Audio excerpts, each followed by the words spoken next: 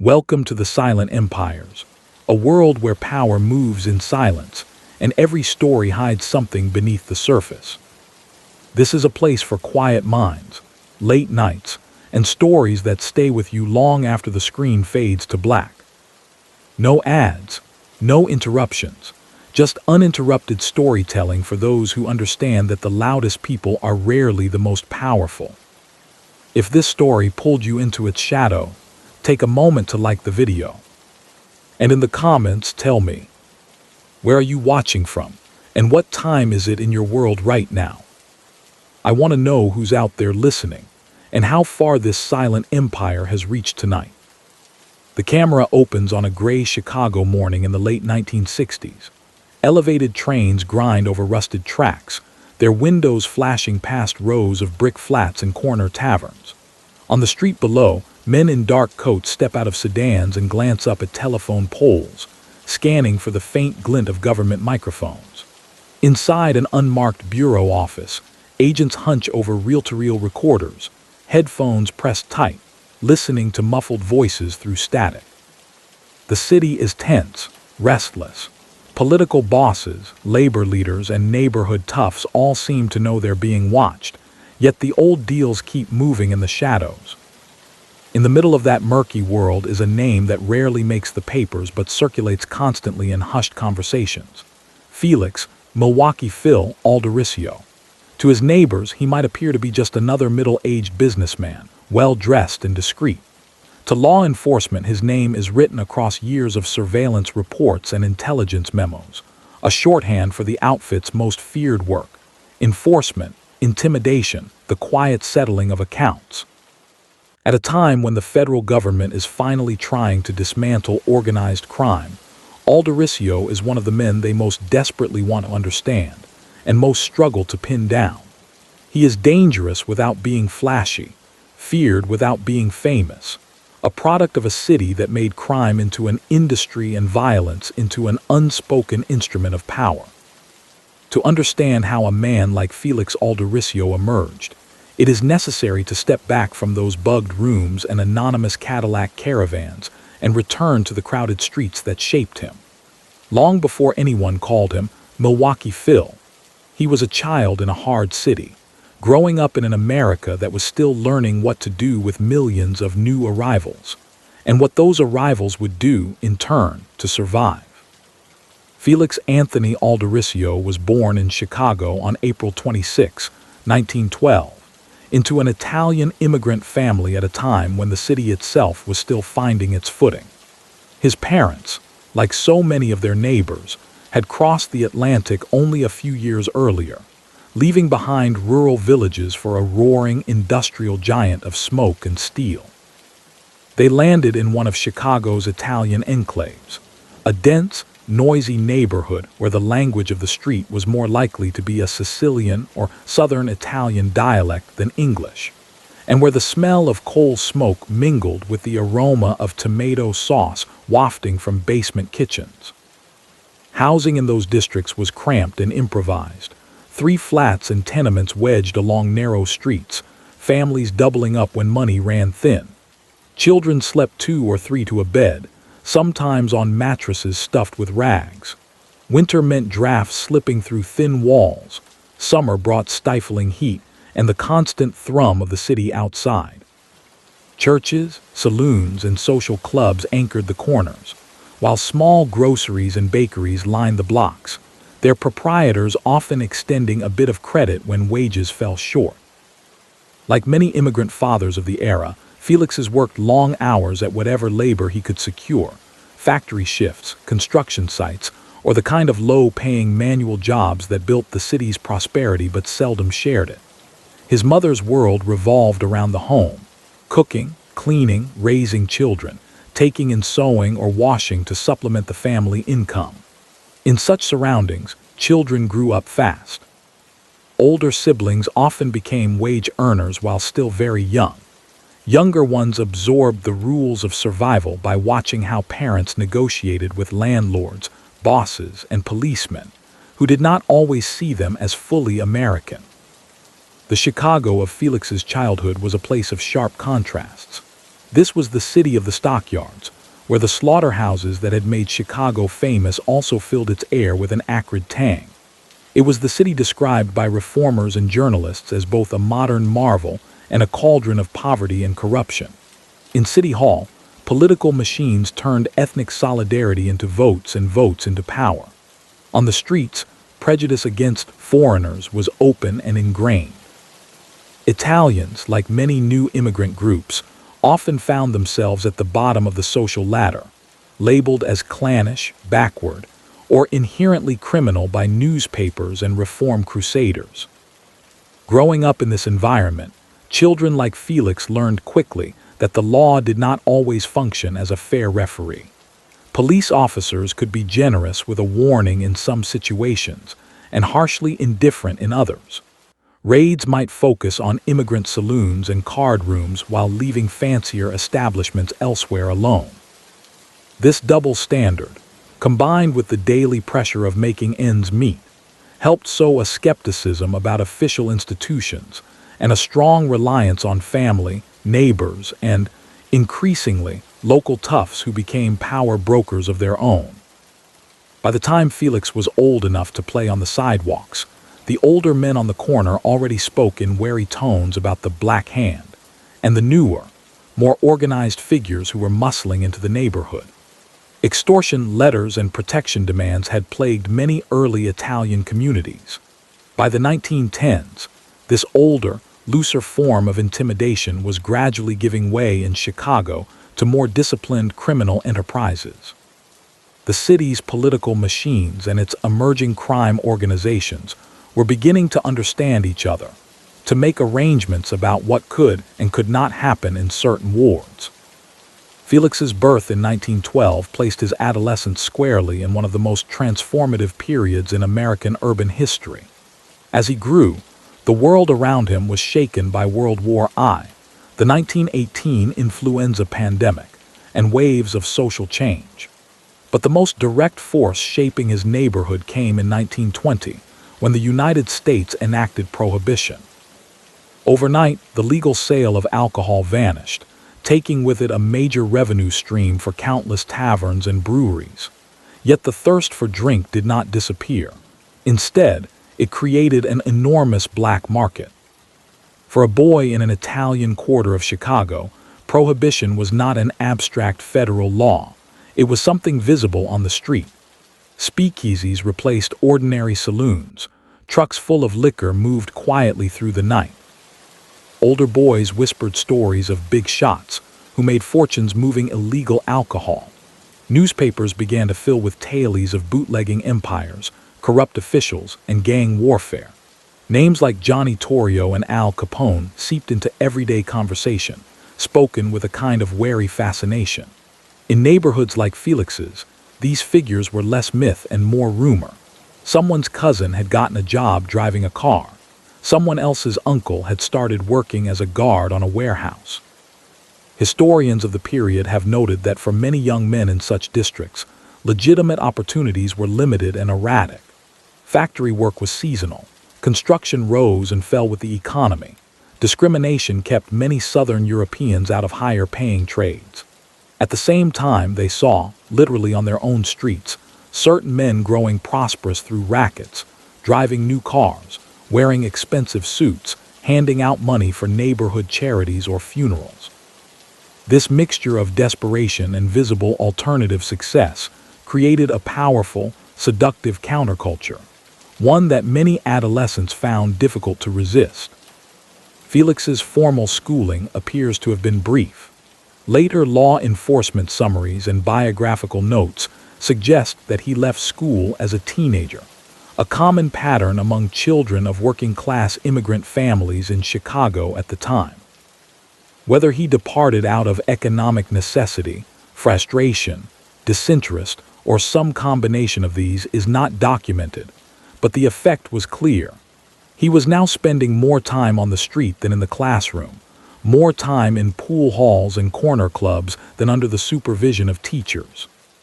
Chicago's neighborhood gangs in the 1920s were rooted in these everyday spaces.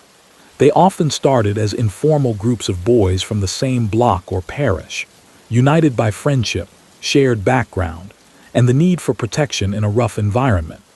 At first, they might fight rivals with fists or crude weapons, battle for control of a corner, or knock down a few peddlers' stands. Over time, some of these groups were drawn into the orbit of larger criminal outfits, who recognized in them a steady supply of eager, hard-pressed recruits.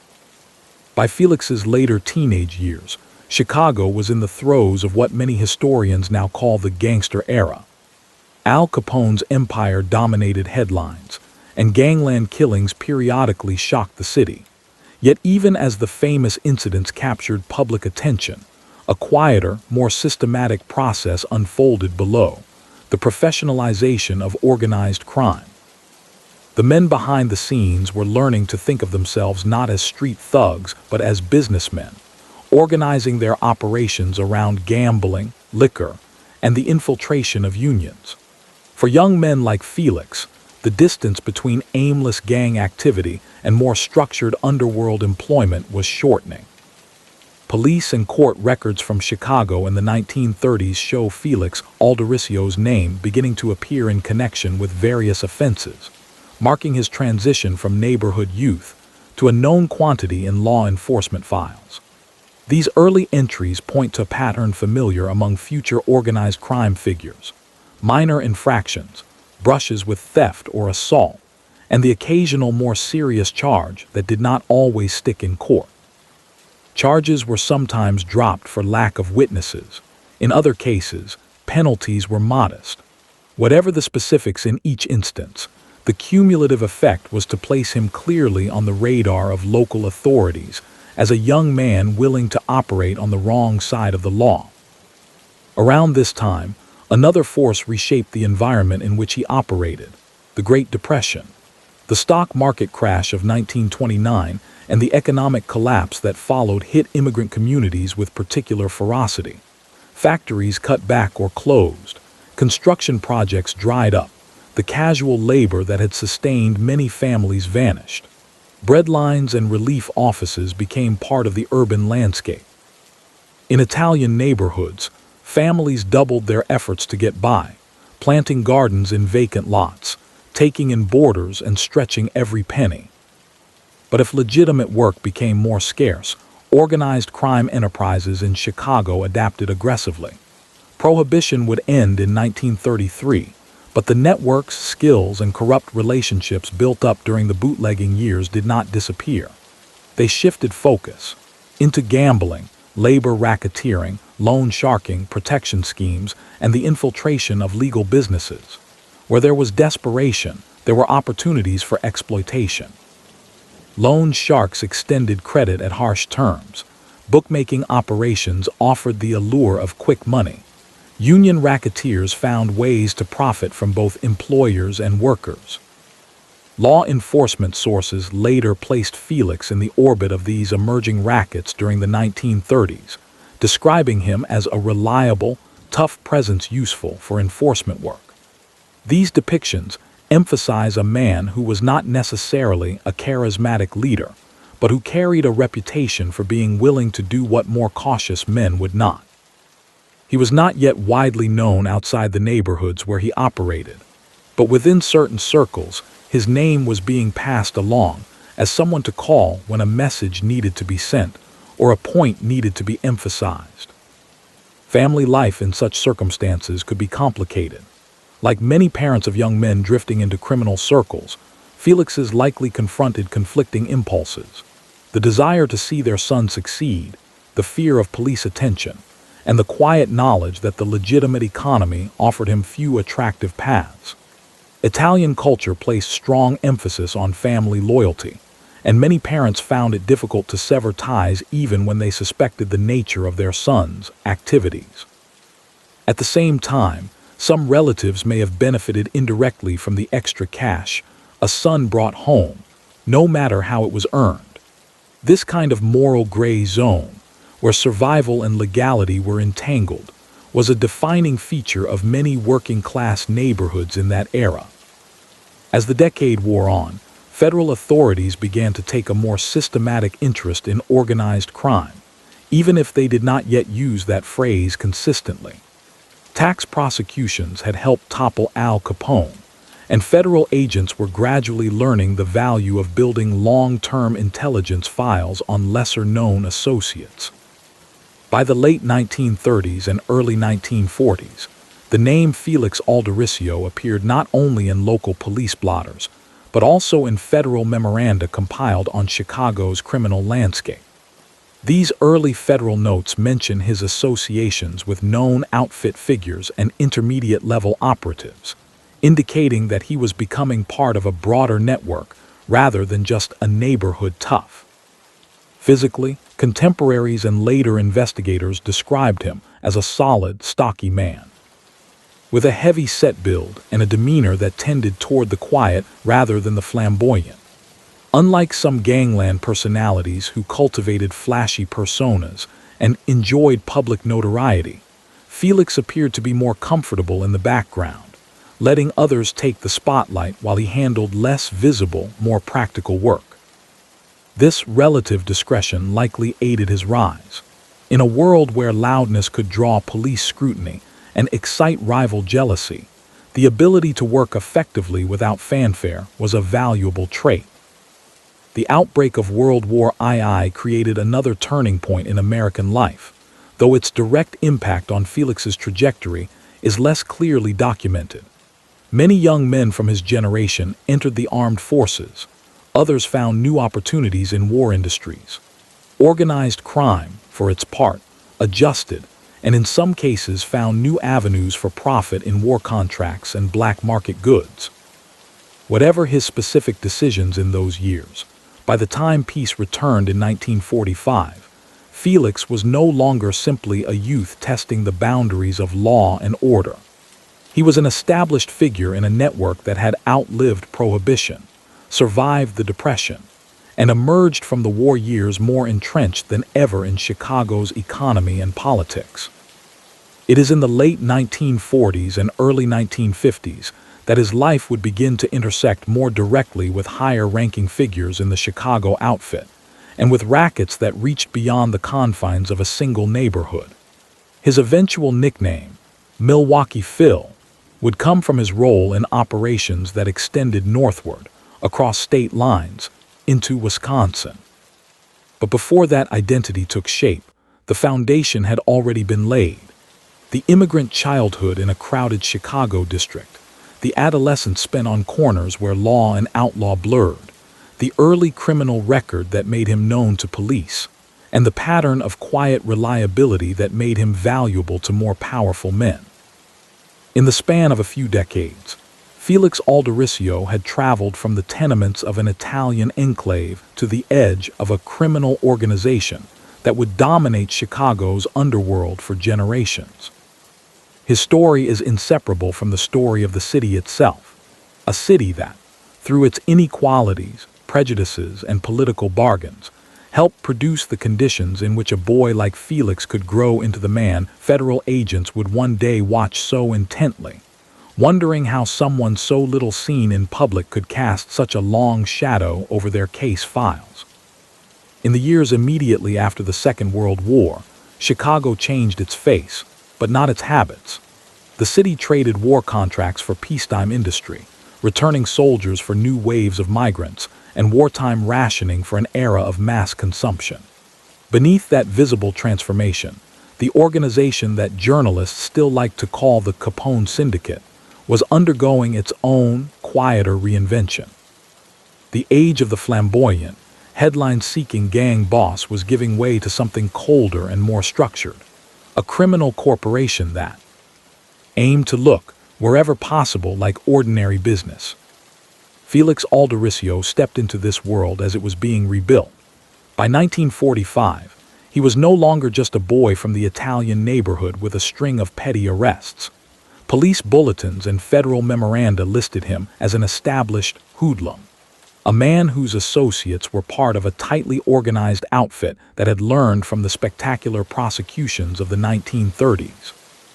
The lesson the older generation drew from Capone's downfall was simple: avoid the spotlight, diversify rackets, and wrap illegal activity in the clothing of legitimate enterprise. The overall hierarchy of the Chicago outfit had shifted since Prohibition's end. Frank Nitti, who had inherited much of Capone's authority, was gone by the early 1940s. Power coalesced around figures like Paul Ricca and Tony, Joe Batters, Accardo, men whose names were far less familiar to the general public, but well known to police and politicians.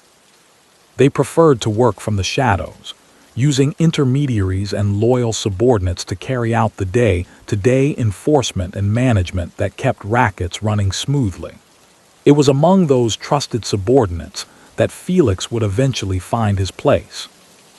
In the late 1940s, law enforcement intelligence began to link him closely with Ross Pryo, an influential outfit leader who controlled lucrative operations on the city's north side. Pryo's domain included gambling, extortion, and the quiet steering of certain labor unions.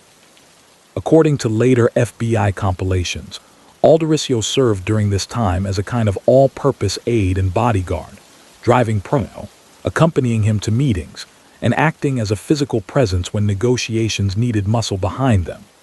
These were not glamorous jobs, but they were crucial.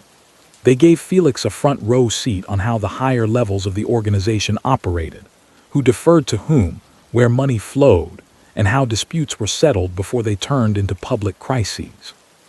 With that role came a new sort of training. In the Prohibition years, much of Chicago's violence had been chaotic and spectacular, battles waged in broad daylight with shotguns and automatic weapons. The men who shaped the outfit after the war wanted fewer headlines and more control. Enforcement became more targeted, more clinical. Intimidation relied as much on reputation as on physical force. A threat whispered in a back room, a visit from a man known to be dangerous, could do the work that once required a street battle. In this environment, Alderisio's persona, quiet, solid, unshowy, was an asset. Several internal Justice Department profiles written decades later describe him as a strong-arm man, but one who avoided bars and clubs where the city's flashier gang figures liked to be seen. He favored simple but well-made suits, kept his voice low in public, and rarely drank to excess. That restraint, combined with a willingness to carry out unpleasant tasks, made him valuable to men like Pryo, who needed enforcers they could trust not to create extra problems. It was during these post-war years that he acquired the nickname the wider world would later know, Milwaukee Phil. The exact origin is somewhat obscured by time and the secrecy of his trade, but the broad outlines are consistent across law enforcement sources. In the 1940s, the outfit intensified its interest in nearby cities, including Milwaukee, where illegal gambling and certain labor rackets offered fresh profits. Felix spent extended periods there, overseeing or assisting with operations on behalf of his Chicago superiors.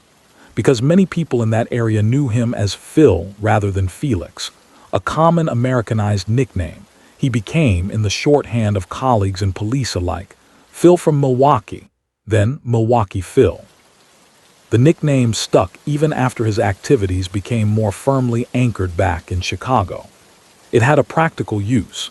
In a world where many Italian surnames were similar and confusing to outsiders, attaching a distinctive label to a particular man made it easier for both subordinates and investigators to keep track of who was who.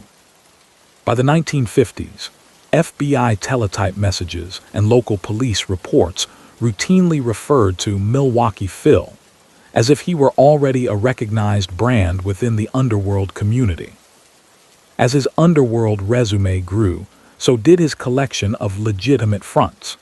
Like most outfit figures who had risen beyond street-level tasks, Alderisio needed plausible explanations for his income. Over the years, he became associated, directly or through relatives and trusted associates, with small businesses that fit the pattern long favored by organized crime, enterprises that handled cash, required minimal public scrutiny, and offered excuses for frequent meetings with a variety of people. Trucking, vending, and other service-oriented firms were particularly attractive. They provided both cover and, in some cases, a genuine supplementary income. The post-war boom in trucking and warehousing gave the outfit new opportunities to entangle itself with labor unions. Control of certain locals meant leverage over entire sectors of the city's economy. A threat of a strike, or of trouble on the loading docks, could be turned into a steady stream of consulting fees from employers eager to avoid disruptions. The outfit didn't need to control every union, only strategic ones. Once again, figures like Alderisio were useful. Federal reports from the 1950s depict him turning up in the background of union meetings, social gatherings, and closed-door discussions, where management and labor leaders abruptly found common ground. His reputation among those who dealt with him directly was that of a man who mixed calm politeness with an unmistakable underlying menace. Small business owners who fell behind on payments to outfit-connected lenders remembered receiving visits from him or his associates, courteous reminders that obligations had to be met, coupled with quiet indications that failure to do so would make life very unpleasant. The details of those private conversations rarely made it into police files, but their consequences did. People who stopped returning calls, who settled quickly in civil disputes rather than press charges, who abruptly moved away. For law enforcement, the late 1940s and early 1950s were a period of uncomfortable awakening. The old myth that organized crime had faded with Capone was no longer tenable, but many local agencies were poorly equipped to confront a syndicate that now behaved more like a diversified corporation than a gang. Corruption remained a significant issue in Chicago, limiting the effectiveness of some investigations. Honest detectives and prosecutors trying to make cases found themselves up against witnesses who were terrified, records that had been carefully laundered, and a web of political connections that could stall or quietly kill promising leads. National attention finally turned back to the issue of organized crime, with the Senate investigations led by Est Kefauver in the early 1950s. The televised hearings were among the first to bring the concept of an interstate syndicate into American living rooms. While some of the most dramatic testimony involved flamboyant gamblers and colorful local bosses, the underlying picture was of a disciplined, nationwide network whose leaders preferred to stay out of the spotlight. Chicago occupied a central place in that network, even if the city's top figures largely avoided testifying. Felix Alderisio was not called before the Kefauver Committee, but his world was on display. The hearings exposed the ways in which illegal gambling, bribery, and racketeering connected distant cities, how money flowed from local betting parlors and union payoffs into centralized coffers, and how men like Felix, who seldom appeared in newspapers, helped keep the machinery running. For federal agents taking notes in the hearing rooms, Milwaukee Phil was one of dozens of mid-level enforcers whose names they were starting to hear regularly from informants, an indicator of who mattered, even if they could not yet be indicted. Back in Chicago, his police record continued to grow, though in a pattern typical of seasoned outfit operatives. Arrests or detentions occasionally took place, a weapons charge here, a suspicion of involvement in a beating there, but actual convictions were scarce. Witnesses changed their stories, jurors seemed unconvinced, technicalities appeared at opportune moments. The cumulative impression from the perspective of frustrated detectives was that Alderisio was not merely lucky. He was being protected by a system in which fear, bribery, and political influence all played their parts. During these years, rumors and confidential reports credited him with participation in various violent underworld solutions to business disputes. When a bookmaker refused to pay his share, when a rival started infringing on outfit-protected territory, when a labor activist proved stubborn, the result might be a beating, a disappearance, or a carefully staged accident. Law enforcement documents from the 1950s and early 1960s repeatedly list his name among suspected participants in such events, though prosecutors rarely had usable evidence. Even when agents were confident about his involvement, they had to admit in internal memoranda that the chances of securing testimony against him were slim.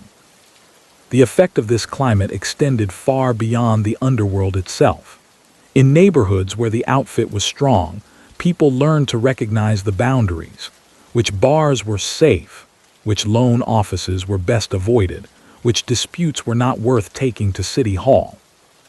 Unions whose leadership answered quietly to outfit interests might negotiate decent contracts, but reformers who tried to challenge entrenched officers often discovered that their cars were vandalized, their families harassed, or their allies suddenly uncooperative. None of this appeared in the glossy brochures celebrating Chicago's post-war prosperity, but it was part of the lived reality of thousands of workers and small business owners. Within the outfit, however, this was the period when Felix's standing solidified.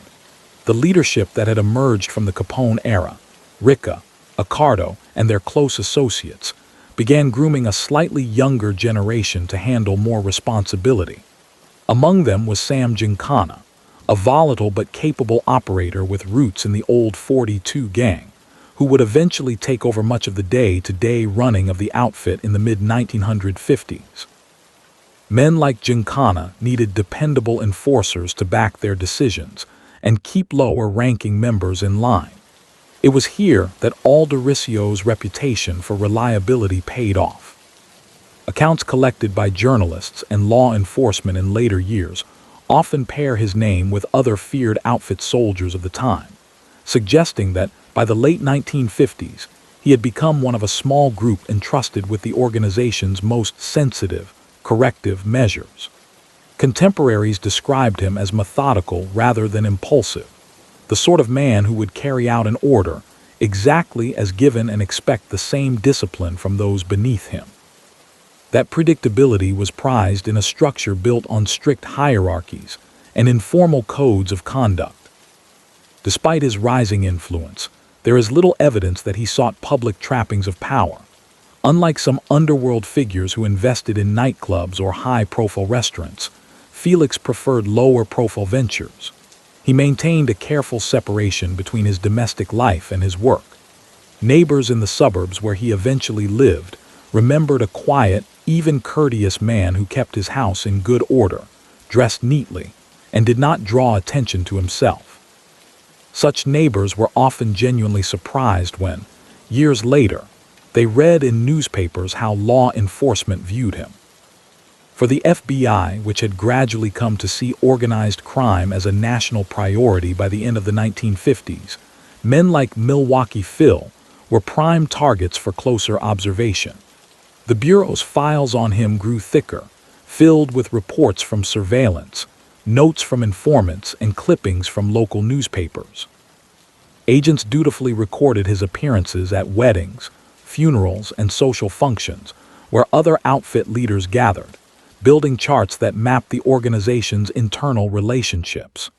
Each new mention of his name in connection with gambling, labor disputes, or violence reinforced the picture.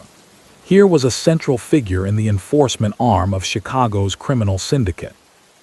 Yet for all this paper, tangible results remained elusive. The legal tools available to prosecutors were still limited. The Racketeer Influenced and Corrupt Organizations Act, which would later revolutionize federal prosecutions, did not yet exist. Evidence that might be persuasive to investigators, informal admissions, street rumors, patterns of association, were not enough in court. As a result, the 1950s closed with Felix Alderisio still at liberty, still operating in the gray space where fear, influence, and business intersected. By the end of that decade, the Chicago outfit was both more prosperous and more embedded in legitimate society than ever. Hidden interests reached into casinos in Las Vegas, businesses in the suburbs, and unions across the Midwest. The old Prohibition-era imagery of gangsters with Tommy guns no longer reflected daily reality.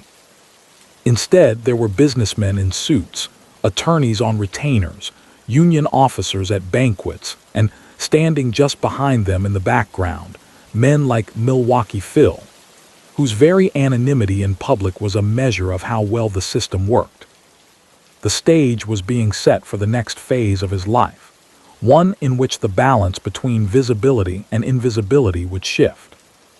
As the federal government developed new investigative methods and the Chicago outfit pushed into ever more lucrative ventures, the risks grew alongside the rewards. Felix's ascent from neighborhood strong-arm to key enforcer had taken place largely out of sight. His next steps, toward higher-level authority, interstate operations, and ultimately direct collision with federal prosecutors, would be far harder to keep in the shadows. By the early 1960s, the map of American organized crime was being redrawn in full view of the federal government, and Felix, Milwaukee Phil, Alderisio found himself closer than ever to the center of that map. A generation earlier, the notion of a nationwide criminal organization had been dismissed as a fantasy conjured by newspaper editors. Now, after the televised Kefauver hearings, the 1957 Appalachian meeting in upstate New York, and soon, the testimony of New York mobster Joseph Valachi, the idea of a structured, interstate syndicate was accepted even in the most cautious law enforcement circles. Chicago, with its disciplined outfit, was consistently ranked as one of the system's key hubs. Inside that structure, men like Alderisio had graduated from anonymous neighborhood enforcers to figures whose movements and conversations were being plotted on FBI charts. Outwardly, Chicago in these years was booming. Expressways carved new paths through old neighborhoods, suburban tracks spread west and north, and office towers pushed higher into the skyline. But the patterns of influence that had shaped the city since Prohibition were still in place, only more refined. Political machines continued to operate through ward organizations and patronage. Unions remained powerful players in elections, and the outfit quietly threaded itself through these institutions, careful to keep most of its leverage off stage. The days of headline-grabbing boss wars were largely over. The men at the top preferred to appear as businessmen and civic leaders, never far from a lawyer, a banker, or a friendly alderman. Within this environment, Alderisio's position solidified. His allegiance to Ross Pryor on the north side had given him a base of operations and a mentor whose style matched his own, discreet, calculating, and allergic to unnecessary publicity. Pryor was among those who had helped move the outfit from the brash tactics of the Capone era toward a more subdued, businesslike model of control. To carry out that model, he needed men who combined toughness with a certain discipline, and in Milwaukee Phil, he found exactly that. Over time, Felix's responsibilities expanded from personal protection and ad hoc enforcement to the management of crews engaged in gambling protection, debt collection, and labor rackets. By the late 1950s, his name appeared regularly in confidential reports as part of the inner enforcement circle that also included colorful and volatile figures like Mad Sam DeStefano. Where DeStefano was loud, menacing, and erratic, Alderisio was the opposite, restrained, focused, and rarely emotional in public. DeStefano fronted many of the outfit's most notorious loan-sharking operations, extending high-interest credit to people with few other options. When borrowers fell behind or tried to walk away, someone had to remind them of the obligations they had taken on. Investigators would later conclude that Felix, working behind the scenes, was one of the men who ensured that these reminders were delivered with enough force to preserve the outfit's reputation. It was a reputation that, by the turn of the decade, extended far beyond Chicago's city limits. The post-war economic boom had created new opportunities for illegal gambling and investment across the Midwest. Milwaukee, where Felix had spent significant time in the 1940s, remained a useful satellite for Chicago operations, a place to run bookmaking, to cultivate union contacts, and to test new ventures out of the immediate glare of city police. His nickname, firmly attached to him by this point, reminded everyone of his long-standing role in that northern corridor and of the outfit's regional reach. Inside Chicago, his daily world was a web of meetings, phone calls, and unspoken understandings. He attended weddings and christenings where outfit leaders mingled with politicians and businessmen, an outward display of normality that also served as a quiet roll call of who currently mattered. He visited union halls where certain officials knew to clear their schedules when he arrived. He met with men who ran taverns, trucking companies, and small factories, listening as they described labor troubles or competing shakedown attempts, then deciding whether and how the outfit would intervene. If a tavern owner paid protection to the wrong group, if a company tried to hire non-approved security, or if an independent bookmaker became too ambitious, someone in Felix's circle would let them know they were overstepping. For the Justice Department under Attorney General Robert F. Kennedy, this kind of embedded influence was precisely what needed to be uprooted. Kennedy, convinced that organized crime and corrupt labor leadership posed a serious threat to the country's institutions, made them central targets of his tenure. The McClellan Committee's earlier investigations into labor racketeering had already highlighted the alliance between certain Teamsters officials and mob leaders. Throughout the early 1960s, a series of hearings and grand juries bore down on those relationships, and Chicago's outfit appeared again and again in witness testimony. In this tightening climate, Alderisio's name surfaced with growing regularity. Informants told agents that Milwaukee Phil was no longer just an enforcer for a single North Side boss, but part of the outfit's broader decision-making apparatus. He was said to sit in on high-level strategy meetings, to relay instructions from top figures like Tony Accardo and Sam Giancana, and to speak with authority when dealing with out-of-town associates. By degrees, he had become more than a feared soldier. He was now a manager of violence, responsible not just for carrying out orders, but for shaping how they were executed and by whom. The FBI, which had historically shied away from tackling organized crime, changed course after Appalachian and under pressure from Congress. Director J. Edgar Hoover authorized what became known as the Top Hoodlum Program, instructing field offices to compile detailed intelligence on major crime figures in their jurisdictions.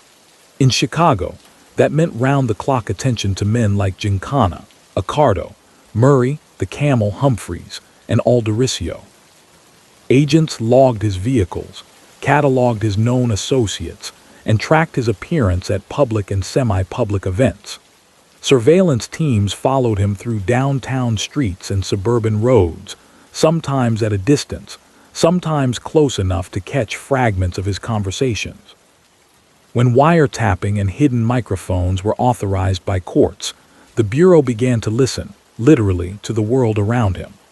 Devices planted in social clubs, offices, and restaurants picked up occasional glimpses into his activities, snatches of talk about union problems, about taking care of this or that situation, about money flows that never showed up on tax forms.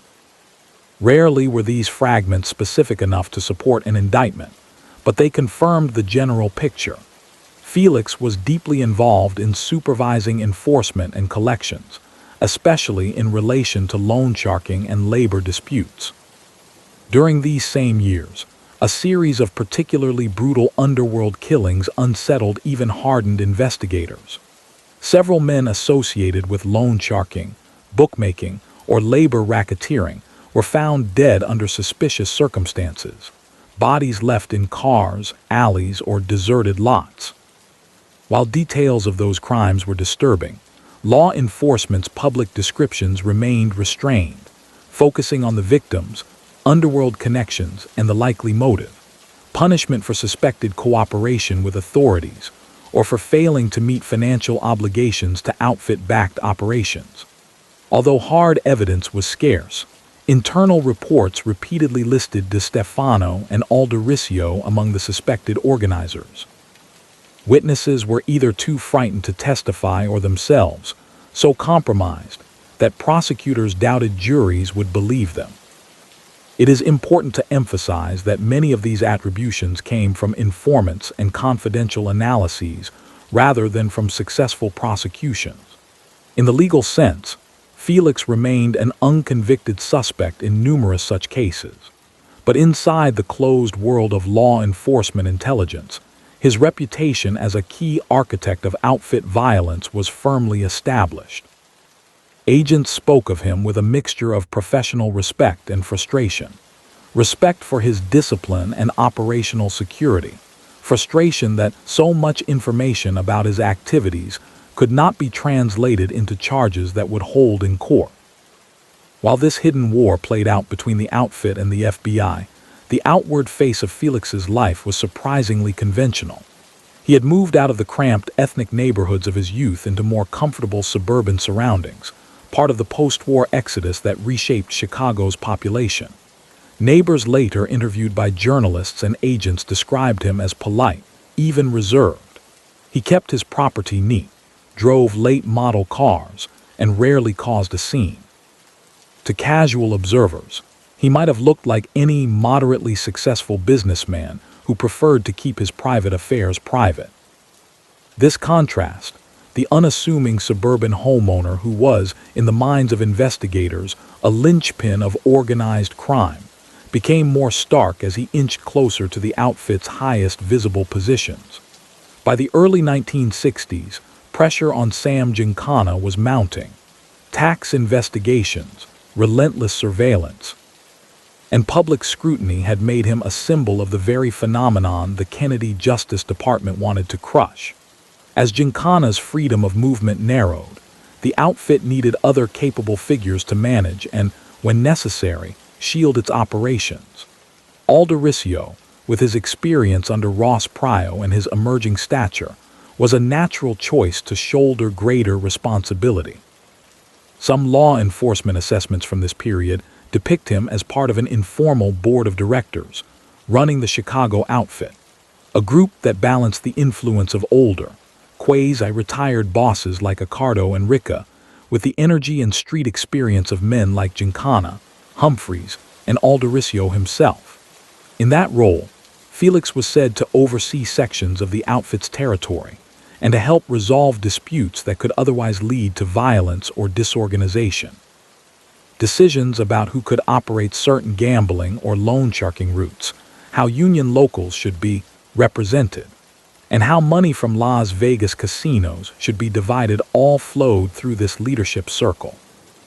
The outfit's interests in Las Vegas, a city built on gambling, hospitality, and the movement of large amounts of untraceable cash, became ever more important in the 1960s. Chicago's hidden stakes in several casinos, typically held through frontmen and complex corporate structures, generated steady income. These ventures required periodic visits from trusted figures who could check the books, send clear messages to recalcitrant employees, and reassure local partners that Chicago's support remained strong. While he was not as publicly associated with Las Vegas as some colleagues, FBI files record multiple trips by Milwaukee Phil to Nevada, reinforcing the view that he was part of the outfit's extended management team for those operations. At the same time, his grip on certain labor rackets in the Midwest tightened. Control over strategic Teamsters locals and other unions was an essential pillar of outfit strategy, with influence over who hauled goods where, who worked on which construction sites, and whether a strike would shut down a plant. Organized crime figures could extract considerable sums from employers while also positioning themselves as indispensable allies to cooperative union leaders. In this arena, too, Felix emerged as a central figure. Reports from informants in the early 1960s describe him attending private sessions with union officials, sometimes in back rooms of restaurants, sometimes in out-of-the-way offices where no one asked questions about late-night visitors. It was from one of these labor-linked operations that the case would eventually arise which began to unravel his legal insulation. A small but strategically located business. Accounts differ on whether its primary activity was trucking, warehousing, or a related field, found itself caught between competing pressures in the mid-1960s.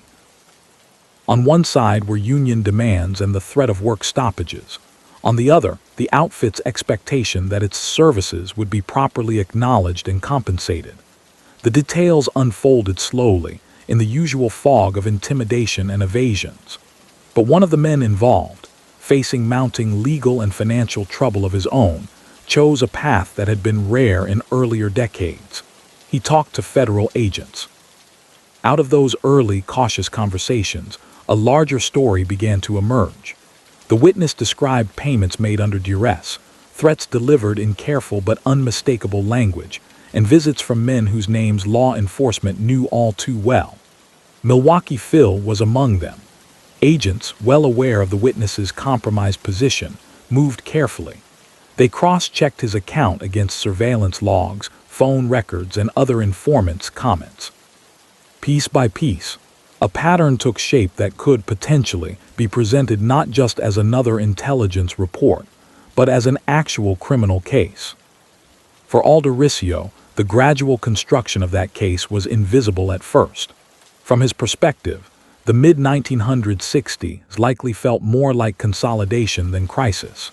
Despite the intense attention focused on Gincana, the outfit as a whole continued to function. The old guard of Accardo and Ricca remained influential. New front figures were moved into place to deflect scrutiny. In this shuffling, some federal agencies began to list Felix himself as a potential or actual front boss. The public face of an organization still quietly guided by men who preferred never to appear in headlines. Whether or not that label fully captured the behind-the-scenes balance of power, it reflected a real shift. The enforcer from the North Side was now being discussed in Washington memoranda as one of the top decision-makers in Chicago organized crime. The irony was that his rise in perceived status only intensified the determination of law enforcement to bring him down. By the mid-1960s, the government was no longer content to collect thick files of untested allegations. New tools, including evolving interpretations of federal extortion statutes and more aggressive use of grand juries, gave prosecutors additional leverage. The witness from the labor-linked business, once just one informant among many, became the centerpiece of a developing extortion case that named Milwaukee Phil, not merely as a feared underworld figure, but as a defendant. As that shift played out behind courthouse doors and inside FBI offices, Felix continued his routine: meetings, careful drives through city and suburbs, quiet appearances at social functions where other outfit men gathered. He could not yet see clearly the full extent of the danger coalescing around him. The years when he had been a shadowy enforcer, known mainly to local detectives, were long gone. Ahead lay indictments, trials, and the first sustained public attempt to hold him personally accountable for the web of threats and influence he had helped maintain for so long. As the mid-1960s approached, the wider atmosphere in America grew darker and more uncertain. Political assassinations, civil rights clashes, and nightly news reports from Vietnam convinced many that the country was spinning into disorder. In response, federal authorities pushed to show that government could still impose some kind of order on the streets, in politics, and in the underworld. For the Chicago outfit, which had spent 2 decades perfecting a low-profile, business-like image, this new determination from Washington meant that some of the men who had long avoided courtrooms were now being pushed inexorably toward them. Among those men was Felix, Milwaukee Phil, Alderisio. Inside the outfit, he had never been more important. Years of reliable service under Ross Pryor on the North Side and close association with Sam Gincana had paid off.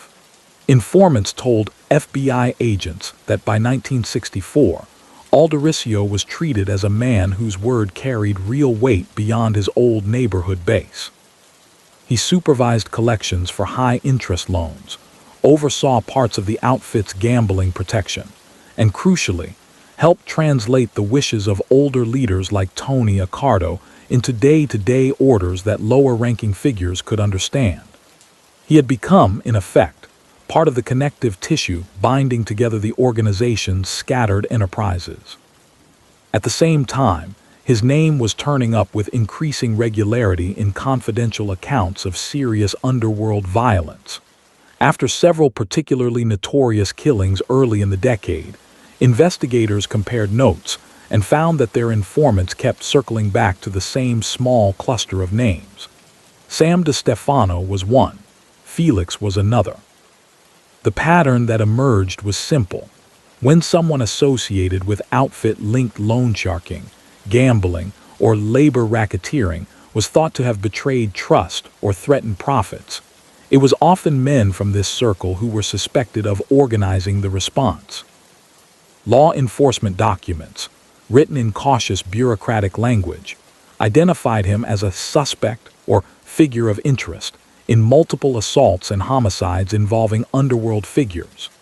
These victims were usually not random citizens, but men who had themselves inhabited some corner of the illegal economy, bookmakers who had underpaid their superiors, collectors who had skimmed, potential witnesses in other investigations. The specific acts carried out against them were often deeply disturbing, but official reports aimed to convey their significance without dwelling on sensational details. What mattered, from the perspective of the FBI and local police, was that these incidents reinforced the outfit's reputation for ruthless discipline. To their minds, Felix was one of the principal architects of that discipline. On the surface, however, his life remained far removed from this climate of fear. He drove a late-model car, kept regular hours, and moved through respectable restaurants and offices with the ease of a man confident in his role. In public, he spoke softly and rarely allowed his temper to show. When summoned before grand juries or investigative panels, he followed a pattern established by older figures. He arrived neatly dressed, gave his name and basic biographical details, and then declined to answer substantive questions, asserting his legal rights. Reporters covering these proceedings noted his calm demeanor, his refusal to be drawn into long exchanges, and the way he slipped out of courthouses surrounded by attorneys rather than bodyguards. Behind this facade, the extortion case that would eventually send him to federal prison was taking shape. The roots of the investigation lay in the outfit's approach to labor relations in certain industries. Over the years, the organization had developed a formula: gain influence over a strategic union local, use that influence to menace employers with the threat of strikes or slowdowns, and then offer protection from those troubles in exchange for regular payments. For some businesses, especially smaller ones facing fierce competition, the choice seemed stark: pay the fees and maintain a degree of stability, or risk work stoppages, vandalism, or endless harassment from rival groups. In one such case in the mid-1960s, the target was a relatively modest firm whose activities, while not front-page material, were important enough to draw outfit notice. When union pressure mounted and vague threats were coupled with suggestions that a certain insurance arrangement could make the problems go away, the company's owners found themselves dragged into a world they barely understood. Money changed hands. Meetings were held not in official conference rooms but in restaurants and back offices. Individuals with no formal role in the union appeared at these sessions, offering advice and making clear that they expected to be kept informed. For a time, the arrangement worked as intended. The firm's labor troubles eased and the payments continued, but the owner's financial position deteriorated. What had seemed like a necessary, if distasteful, cost of doing business began to feel like an intolerable burden. At the same time, federal interest in precisely this kind of labor-based extortion was intensifying. Agents had been instructed to watch for smaller companies squeezed between aggressive unions and shadowy advisors. When a representative of the firm, worn down by pressure and facing his own legal jeopardy in an unrelated matter, made tentative contact with investigators, they were ready to listen. The witness's first stories were fragmentary and cautious. He did not at once name everyone involved, nor did he immediately agree to testify. but he provided enough detail about meetings, dates, and cash transfers to convince agents that they might finally have the makings of a solid case under federal extortion statutes. Over months of careful questioning, they pushed him to be more specific. Who was in the room at each meeting? What exactly was said? How were payments delivered and recorded? Slowly, a pattern emerged that pointed not just to corrupt union figures, but to men the agents already knew from their top hoodlum files. Milwaukee Phil was among those names. According to the developing account, he had not merely been a distant authority behind the scenes but a direct participant in some of the key conversations. The witness recalled him as quiet but unmistakably in charge, the man to whom others deferred when discussing how much money would change hands and what would happen if it did not. For investigators who had spent years watching Felix from afar, this was the kind of detail they had long sought, a direct tie between his physical presence and the demanding of money under threat of economic harm. Knowing the stakes involved, the Justice Department moved methodically. Agents corroborated the witness's timeline with phone records, travel logs, and surveillance reports. Other informants were quietly asked whether they had heard about particular meetings. Some confirmed that such sessions had taken place and that Alderisio had been seen in the company of specific union officials around those dates. While none of this was conclusive on its own, taken together, it built a framework that prosecutors believed could survive defense challenges. In 1965, a federal grand jury in Chicago returned an indictment charging Felix and several associates with violations of the Hobbs Act, the statute that made it a crime to obstruct interstate commerce by extortion. For the first time, his name appeared prominently in mainstream newspapers, not just in vague references as a hoodlum, but as a central defendant in a federal case. Articles described him as a reputed high-ranking member of the Chicago Syndicate, long suspected of orchestrating strong-arm tactics, but rarely held to account in court. The impact on his public image was immediate. Photographs that had rarely been printed now ran alongside stories about the case, grainy shots of him leaving a courthouse, or older images pulled from police files. To those who had known him only as a reserved man in a suit, the suggestions that he was a major criminal figure were jarring. Some acquaintances preferred to believe that he was a victim of government overreach, targeted more for his reputation than for any proven act. Others, who had long harbored private suspicions about the source of his income, saw the indictment as confirmation of their worst guesses. Inside the outfit, the reaction was more pragmatic. Indictments were an occupational hazard. Experienced figures had gone through them before and, in many cases, emerged without convictions. The priority was to ensure competent legal representation and to maintain organizational continuity while the case moved through the courts. Alderisio secured skilled defense counsel, drawing on the outfit's well-established network of attorneys accustomed to challenging government witnesses and raising procedural objections. At the same time, he remained on the street, free on bond while awaiting trial, and according to FBI reports, continued to attend meetings and give instructions. This ability to keep functioning while under indictment contributed to the perception in some law enforcement circles that he had effectively become one of the outfit's front leaders. As pressure on Sam Giancana grew, with contempt of court charges and tax investigations limiting his room to maneuver, federal analyses suggested that practical authority was drifting toward men like Milwaukee Phil. Internal Bureau memoranda from 1966 and 1967 refer to him not just as an enforcer but as a top-level policy figure, and in some assessments, as the de facto boss handling day-to-day decisions for Chicago's syndicate, even if older men like Accardo still held ultimate veto power. Whether or not that description captured the full complexity of the outfit's leadership, it underscored how far Felix had come.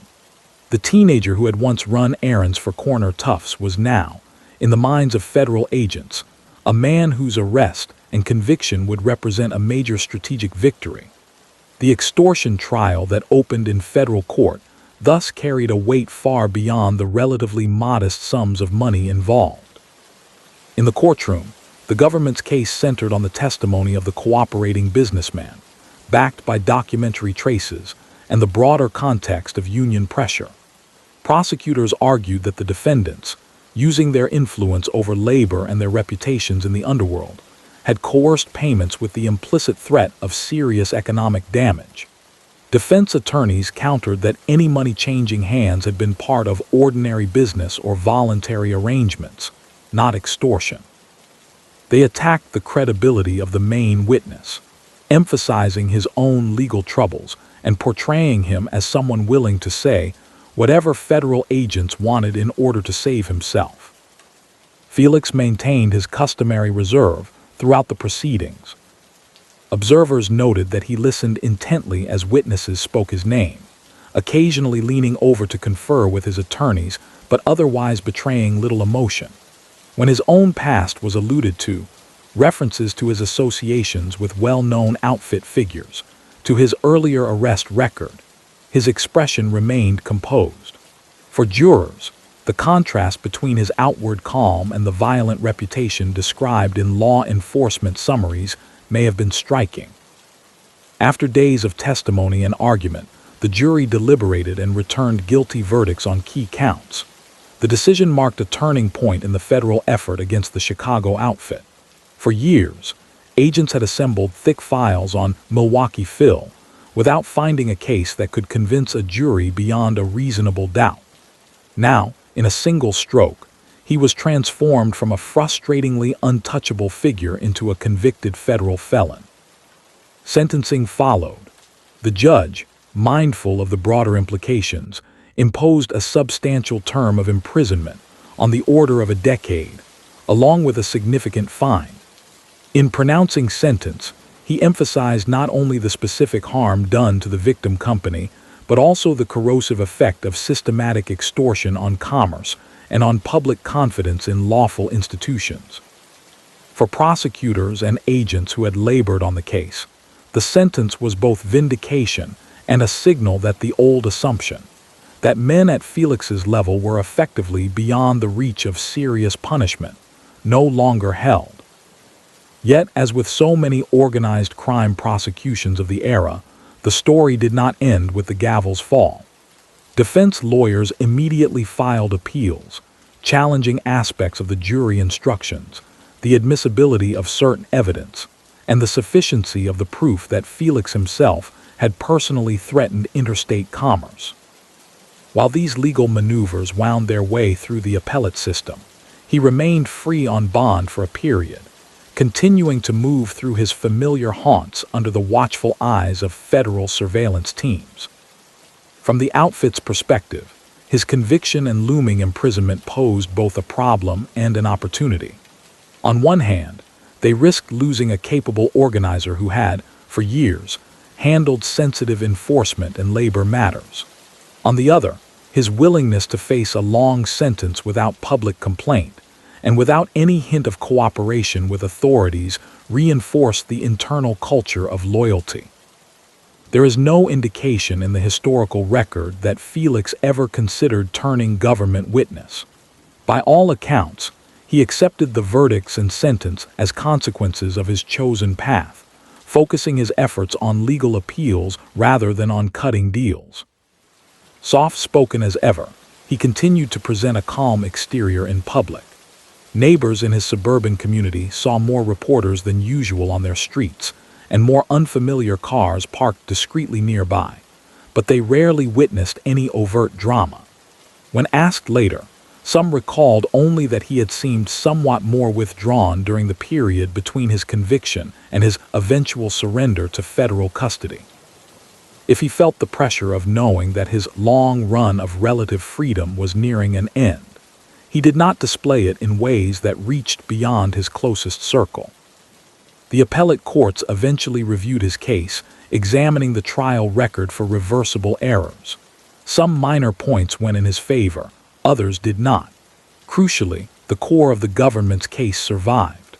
The conviction stood, and the remaining legal options narrowed to the point where delay was no longer possible. A federal reporting date was set. Milwaukee Phil Alderisio, who had long watched others go to prison while he remained outside the bars, now faced the reality of entering a penitentiary himself. When he finally surrendered to begin serving his sentence, at a high-security federal facility known for housing some of the country's most prominent organized crime figures, there were no cameras inside the gates to capture his expression. The moment passed with minimal public fanfare. The outfit made no statements, and federal authorities, wary of glorifying any criminal, kept their comments measured. But for students of Chicago's underworld, it was a significant line crossed. A man who had once seemed emblematic of the outfit's immunity from serious punishment was now, like any other convicted felon, subject to prison routines, institutional rules, and the slow passage of time behind walls. Outside, the machine he had helped operate did not stop. Other men stepped into roles he had once filled, redistributing responsibilities for collections, labor influence, and the quiet enforcement of discipline. The Chicago outfit, shaped over decades to withstand precisely this kind of loss, adapted quickly. Yet for all its resilience, the organization could not entirely ignore what his case signified. The federal government had found a way, at least in this instance, to bridge the gap between suspicion and conviction, between intelligence files and a prison cell. For Felix himself, the move from the streets of Chicago to the confines of a federal penitentiary marked the beginning of a final, very different chapter in his life. His status within the outfit, the lingering reach he might retain from behind bars, and the health problems that would soon overshadow everything else would all play crucial roles in determining how that chapter unfolded, and how a man who had once seemed so firmly anchored in the city's underworld would spend his last years far from the neighborhoods that had given him his start. The first time the iron door closed behind Felix, Milwaukee Phil Alderisio at Leavenworth, it marked a kind of inversion of the life he had built in Chicago.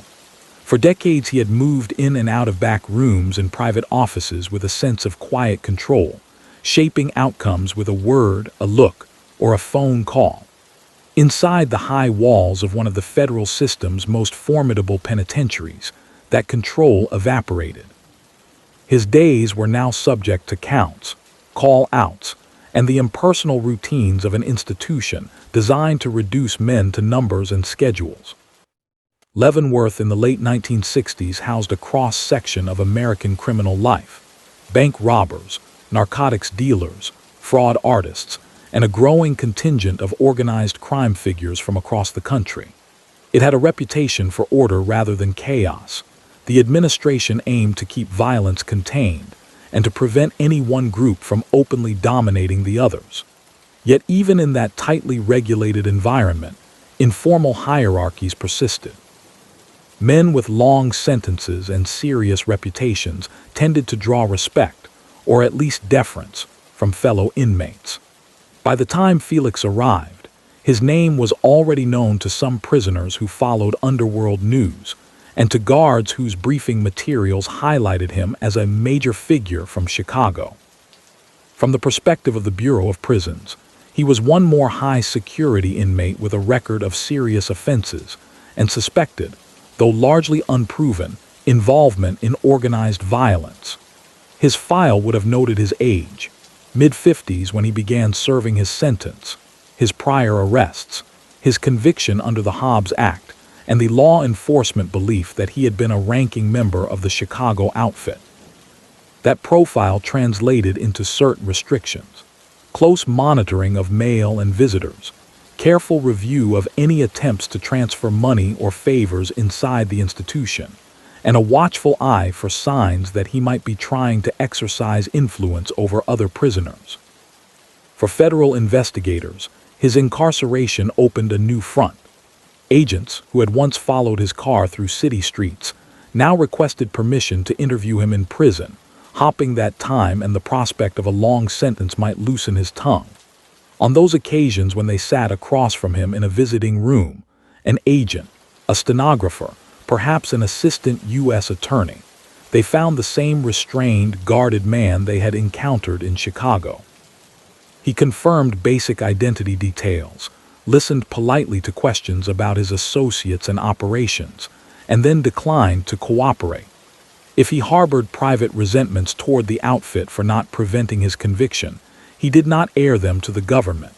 From all visible signs, he observed the unwritten code that had long governed his world. You did not speak against your own. While he settled into prison routines, the organization he had helped run continued to adapt. Outside the walls, the Chicago outfit was navigating its own period of transition.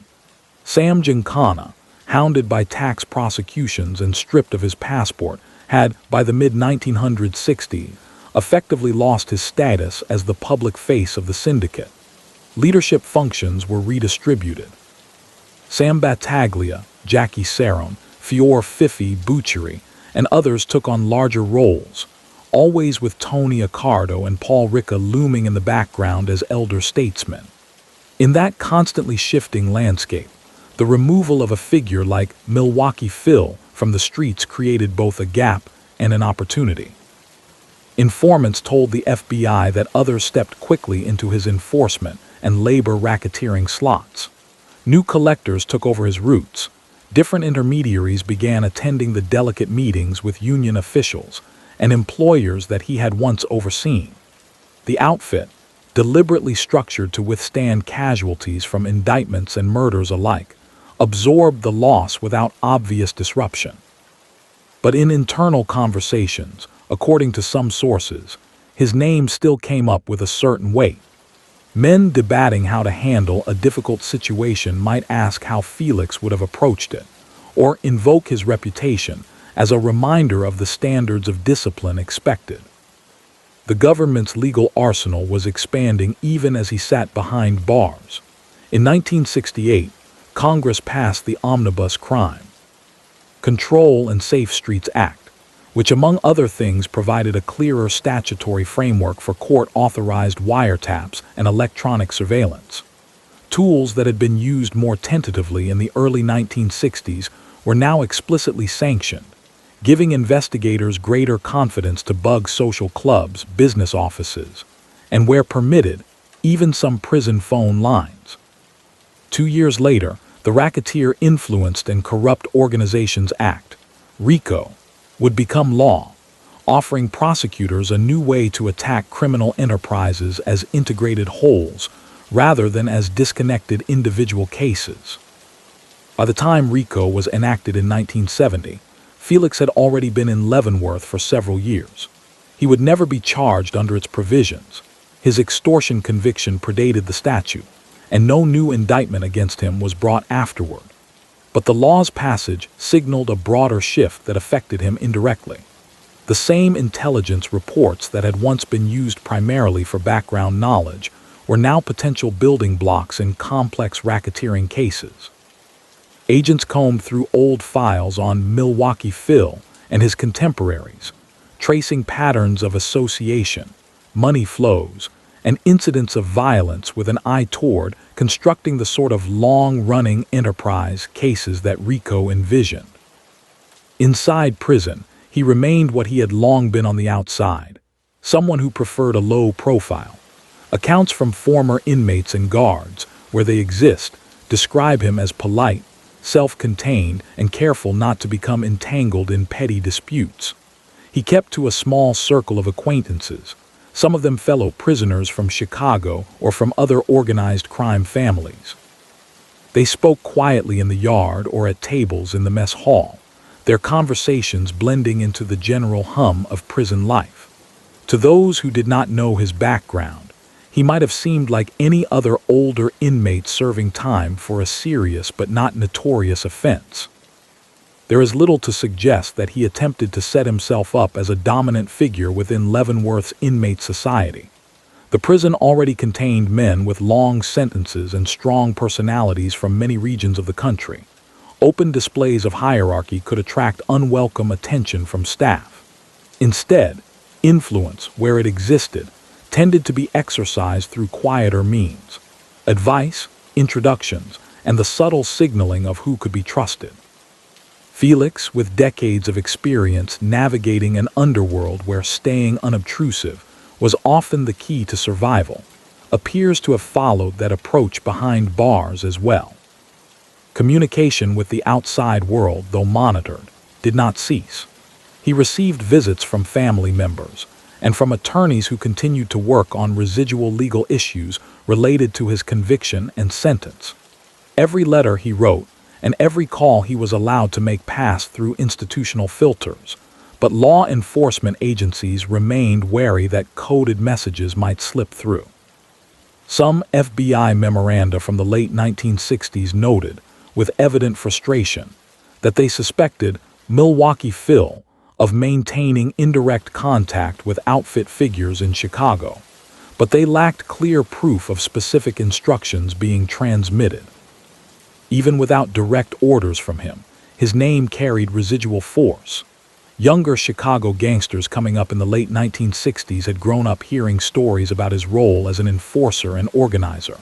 For them, the fact that he was now in federal prison reinforced two, somewhat conflicting, lessons. One was that the life he had lived still commanded a measure of respect. He had risen high, and as far as anyone knew, had not cooperated with the government despite the pressure.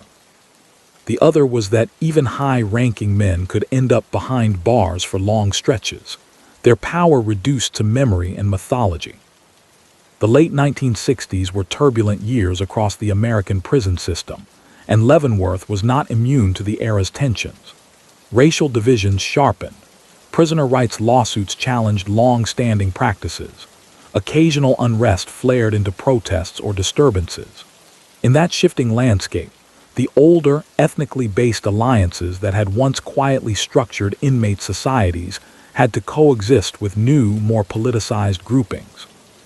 Italian-American prisoners, including those with organized crime backgrounds, tended to keep separate from racial and political conflicts, focusing on maintaining their own security and routines. Felix, already in his late 50s, seems to have adopted that posture, avoiding involvement in the broader currents of prison activism that swirled around him. Meanwhile, federal interest in his pre-prison activities did not simply evaporate. In Chicago and Washington, agents periodically revisited unsolved cases from the 1950s and early 1960s in which he had been named as a suspect. Assaults on business owners, disappearances of underworld figures, killings linked in one way or another to loan sharking or labor disputes. With key witnesses either dead, unwilling to talk, or themselves incarcerated, the prospects for new charges remained slim. Still, internal reviews kept his name in circulation. Reports might note, for instance, that subject now incarcerated at Leavenworth, no further investigative activity recommended at this time. A bureaucratic sentence that nonetheless acknowledged his continuing relevance to their understanding of the outfit's history. His physical condition gradually became a concern. Decades of stress, combined with a stocky build and the limited medical options available to many working-class men of his generation, had taken a toll. Prison medical records from Leavenworth, as later summarized in some secondary accounts, indicate that he suffered from cardiovascular problems, including high blood pressure and symptoms consistent with heart disease. Regular checkups and medication became part of his routine, layered on top of the already rigid structure of institutional life. For a man who had once projected a sense of physical solidity and presence, the slow encroachment of illness must have been a sobering reminder of vulnerability. Outside the walls, the Chicago outfit was undergoing further changes that would shape its trajectory for years after his death. The late 1960s and early 1970s saw increased federal focus on its Las Vegas casino interests, on its continuing hold over certain unions, and on its involvement in skimming operations that siphoned unreported cash from gaming floors. Younger figures such as Tony Spilatro, a tough street operator, began to emerge as key players in specific territories. The enforcement style of the outfit evolved with them, sometimes more reckless, sometimes more exposed. To veterans of the earlier era, used to the careful, methodical approach associated with men like Alderisio, these developments may have seemed both familiar and unsettling. Within the outfit's upper ranks, the official stance toward imprisoned leaders followed a well-worn pattern. Men who went to prison without cooperating could expect their families to be supported to some degree, and their positions to be honored, at least symbolically. Decisions they would once have made were now in the hands of others, but their names retained a certain prestige. There is no evidence that Felix's imprisonment led to any internal condemnation, or that he was written off by his peers. On the contrary, the available indications suggest that he remained respected. His case cited as an example of the risks serious men took, and the stoicism with which they were expected to face the consequences. For federal officials, his status became something else, a talking point. In internal communications and occasional public remarks, Justice Department figures pointed to the conviction and imprisonment of Milwaukee Phil Alderisio as evidence that long-standing underworld leaders were no longer beyond reach. One could, they argued, draw a line from the intelligence work of the 1950s, through the top hoodlum programs of the early 1960s, to the extortion prosecution that had finally brought down a man whose name had haunted their files for years. In this narrative, his incarceration symbolized a turning point, a slow but real erosion of the impunity once enjoyed by the outfit's top enforcers. Yet the reality was more ambiguous. The outfit persisted, adjusting to each legal blow. New leaders took over rackets, casinos continued to be skimmed, unions remained compromised in places. Felix's imprisonment, though significant, did not dismantle the system he had helped sustain. It removed one node in a network that had always been designed to withstand such losses. This duality, the individual accountability on one hand, the organizational resilience on the other, would come to define much of the federal struggle with organized crime in the RICO era. For Alderisio personally, the contrast between his shrinking physical world and his enduring symbolic presence must have been stark. The man who had once moved freely through Chicago's neighborhoods, feared and respected in equal measure by those who knew his role, now navigated a few corridors and yards under the watchful gaze of guards. Outside, his name continued to appear in briefs, memos, and, increasingly, in the early works of journalists and authors beginning to piece together the hidden history of the outfit. Inside, days blurred into one another, count times, work details, meal times, medical calls. As the end of the 1960s approached, the question quietly facing both the prison doctors and the investigators who still tracked his name was how long this figure from Chicago's darker history would live to see the transformations underway. The new legal tools that might once have threatened him more directly were now coming into their own just as his health began to falter. His last years would unfold at the intersection of those two trajectories.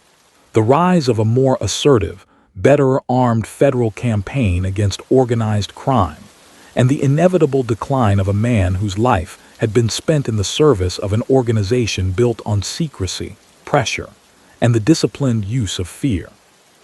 In the first years of the 1970s, the world outside Leavenworth was changing at a pace that would have been hard to imagine when Felix, Milwaukee Phil, Alderisio first began working Chicago's streets. The Vietnam War, campus protests, and political scandals dominated headlines. Inside federal agencies, however, a quieter, more methodical struggle continued, the long campaign against organized crime. New laws and new investigative techniques were beginning to bear fruit, especially in New York and New Jersey. In Chicago, the outfit still projected an air of grim stability, but many of the men who had shaped its most violent years were aging, imprisoned, or under relentless surveillance. Among them, one of the most feared enforcers of the post-Capone era was now reduced to a routine behind walls and razor wire. By 1970, Felix had been at Leavenworth for several years, serving the federal sentence imposed for his role in the extortion of a Chicago area business. The man who had once been described in internal FBI reports as a key strong-arm figure, and later as a top-level policymaker, for the outfit was now an inmate in his late 50s with an institutional number and a medical file that grew thicker with each passing month. The cardiovascular problems that had already drawn the attention of prison doctors in the late 1960s continued to worsen. High blood pressure, recurring chest pain, and shortness of breath were all signs of a system strained by decades of stress, heavy smoking, and the ordinary wear of age. In the regimented setting of Leavenworth, these symptoms translated into repeated visits to the prison infirmary, tests, and adjustments to his medication. The Bureau of Prisons, keenly aware that high-profile inmates attracted scrutiny if they died under questionable circumstances, took such complaints seriously. Federal authorities had no desire to see a man as well known to law enforcement as Milwaukee Phil collapse suddenly without having received proper treatment. Each new entry in his chart, each recorded episode of discomfort, each electrocardiogram, became part of a growing case that he needed more specialized medical attention than the penitentiary could routinely provide. Outside, the Chicago outfit was adjusting to its own set of pressures. The passing of the 1960s had removed or sidelined several familiar figures. Vito Genovese, the New York boss whose career had overshadowed much of mid-century organized crime history, had died in 1969 at the Federal Medical Center in Springfield, Missouri. In Chicago, Sam Giancana, once the public face of the outfit, had been pushed into exile, first in Mexico and then in Italy, effectively cutting him off from day-to-day control. Tony Accardo remained the quiet, strategic presence he had been for decades, but he too was aging. Responsibility for the syndicate's most active operations was increasingly borne by a slightly younger cadre, men whose names would dominate Chicago crime reports through the 1970s and beyond. For federal investigators in Chicago, many of whom had spent much of their careers tracking the movements of Felix and his contemporaries, the early 70s were a period of both satisfaction and frustration. On the one hand, there was a sense that the landscape had shifted decisively.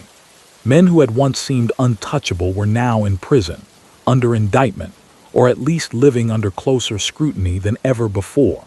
On the other hand, the outfit itself had not dissolved. It had, as always, adapted, grooming new collectors, new intermediaries, and new political contacts to replace those lost to courts or old age. The imprisonment of Milwaukee Phil was a personal victory for some agents who had long wanted to see him behind bars, but it had not, in itself, dismantled the structures he had helped build.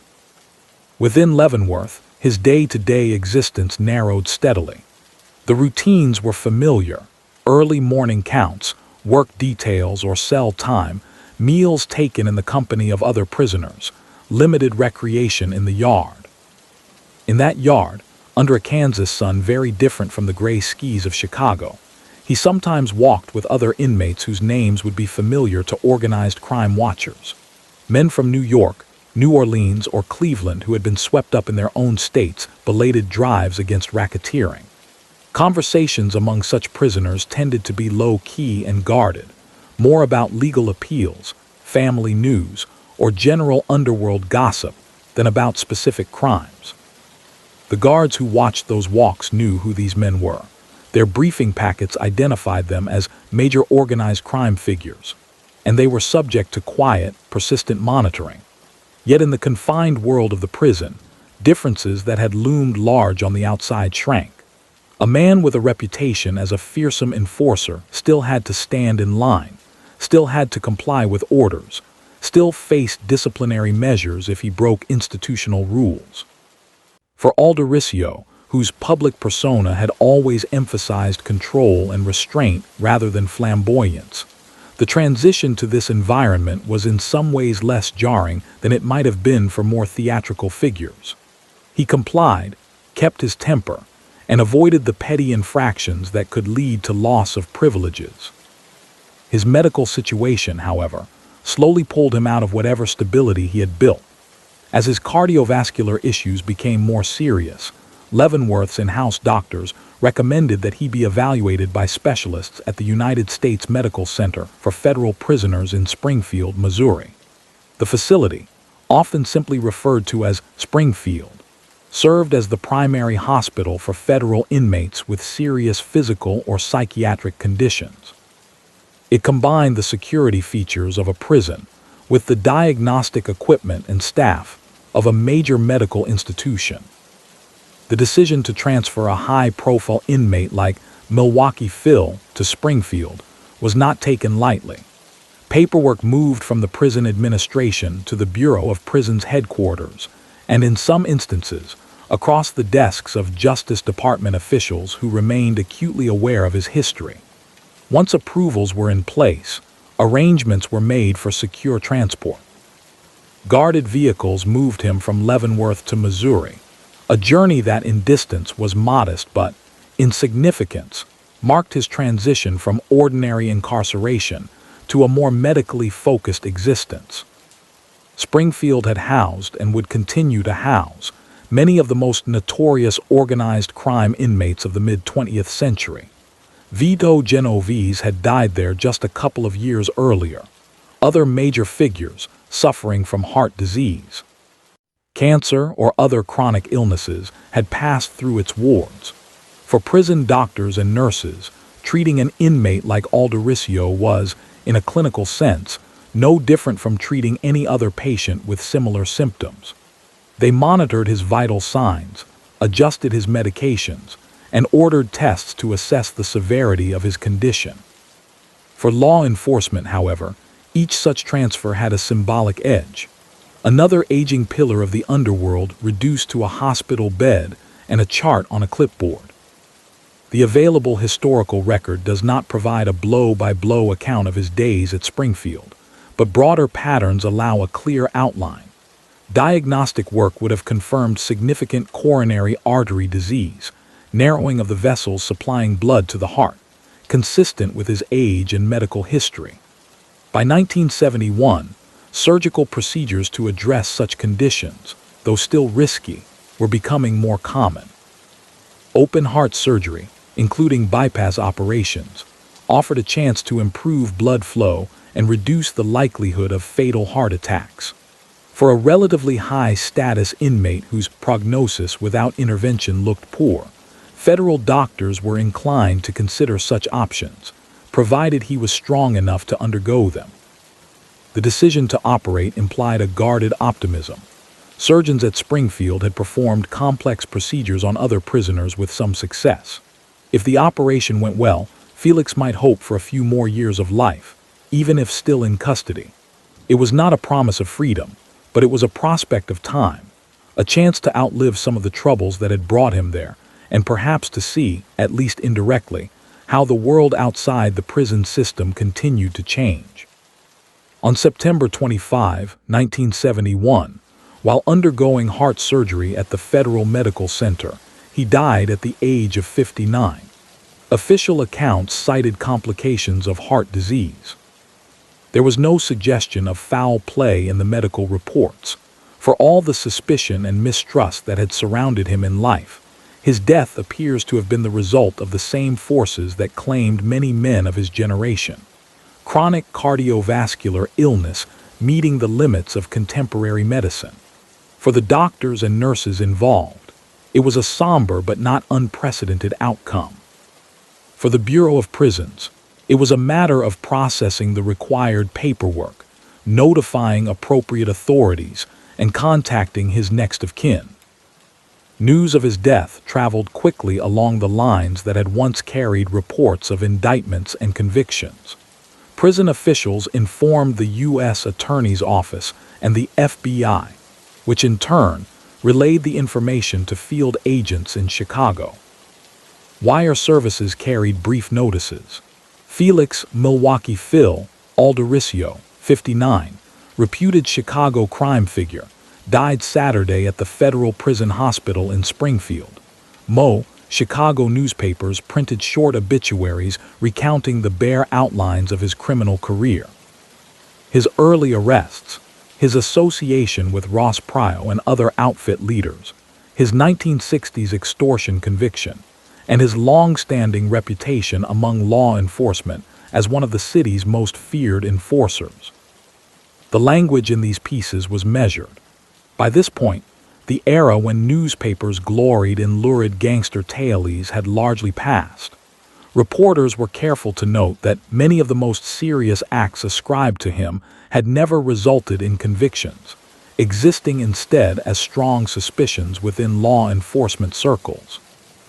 They quoted unnamed investigators who described him as a major figure in the Chicago underworld and one of the outfit's principal strong-arm men, while also acknowledging that in court he had been found guilty only of the extortion case that had sent him to prison. Even in death, the gap between what authorities believed and what they could prove remained. Within the Chicago outfit, his passing elicited no public response. The organization had long understood the value of silence in such moments. There was no statement of mourning, no outward show of memorialization. Yet it is reasonable and historically consistent to note that privately his name would have been spoken with a certain respect. He had risen from low-level hoodlum to acknowledged leader, had carried out difficult and often dangerous assignments, and had, by all available accounts, served his prison time without cooperating with the government. In the culture of loyalty that bound the outfit together, those were significant points in his favor. His body was returned to the Chicago area for burial. The funeral was a quiet affair, attended by family members and a modest contingent of underworld acquaintances who came, as was customary, not to make a spectacle but to pay their respects. Police maintained a discreet distance, nodding license plates and faces, treating the occasion as both a human event and an intelligence-gathering opportunity. Unlike the gangland funerals of the Prohibition era, with their massive floral displays and long lines of mourners, this one passed quickly and without fanfare. The city had grown accustomed to the idea that its criminal leaders preferred to operate and to be buried without drawing undue attention. For some of the federal agents who had spent years tracking him, the news of his death prompted a more reflective response. Memoranda entered into FBI files around this time combined routine factual updates with brief, almost elegiac assessments of his place in the outfit's history. One report referred to him as formerly one of the most feared enforcers in the Chicago syndicate, noting that his demise removes from active participation a subject whose activities have been of bureau interest for more than 2 decades. Another, more analytical document placed his death alongside the earlier passing of Pryo and the dispersal or aging of other mid-century figures, framing it as part of the gradual turnover of an entire criminal generation.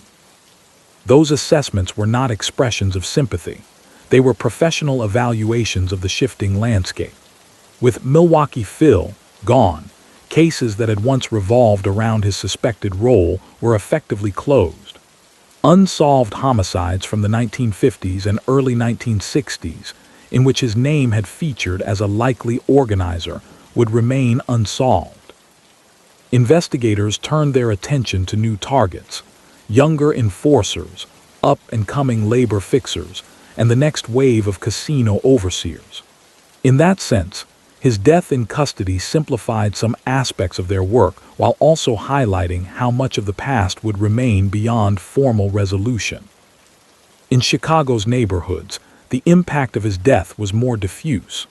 Among the shrinking number of older residents who still remembered the days when names like Pryo, Giancana, and Alderisio had circulated in whispered conversations about the boys, there were quiet nods to the passing of an era. For most of the city's younger residents, preoccupied with the concerns of the 1970s, economic change, crime of a different sort, political upheaval, his name was at most a dim echo. The outfit remained a real force, but the identities of its top figures shifted, and new nicknames took the place of the old in street gossip and law enforcement folders. From the perspective of organized crime history, his death at Springfield marked an endpoint but not a conclusion. The methods he had helped refine, the careful blending of intimidation with businesslike negotiation, the strategic use of union power to extract payments, the quiet but decisive handling of internal discipline, did not vanish with him. They had been absorbed into the institutional memory of the outfit, passed along to new cadres of enforcers who studied the successes and failures of their predecessors. Future cases, built under the RICO framework and other enhanced statutes, would often involve men who had come of age under the shadow of figures like Milwaukee Phil.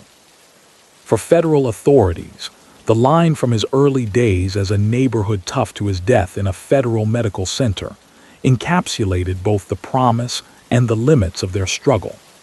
They had, eventually, found a way to convict and imprison a man whose mere presence in a room had once been enough to settle disputes. They had demonstrated, at least in his case, that persistent investigations, careful use of extortion statutes, and the protection of a key witness could bring down a high-ranking outfit figure. Yet the organization he served endured, altered but not destroyed, and many of the most serious crimes attributed to him remained matters of inference and intelligence rather than of court records. In that tension, between individual accountability and organizational continuity, between what could be proved and what would remain forever in the category of suspected, lies much of the significance of his story. His life traced a path from immigrant Chicago's crowded streets through the inner councils of one of America's most enduring criminal syndicates, and finally to a death under federal guard in a Midwestern hospital.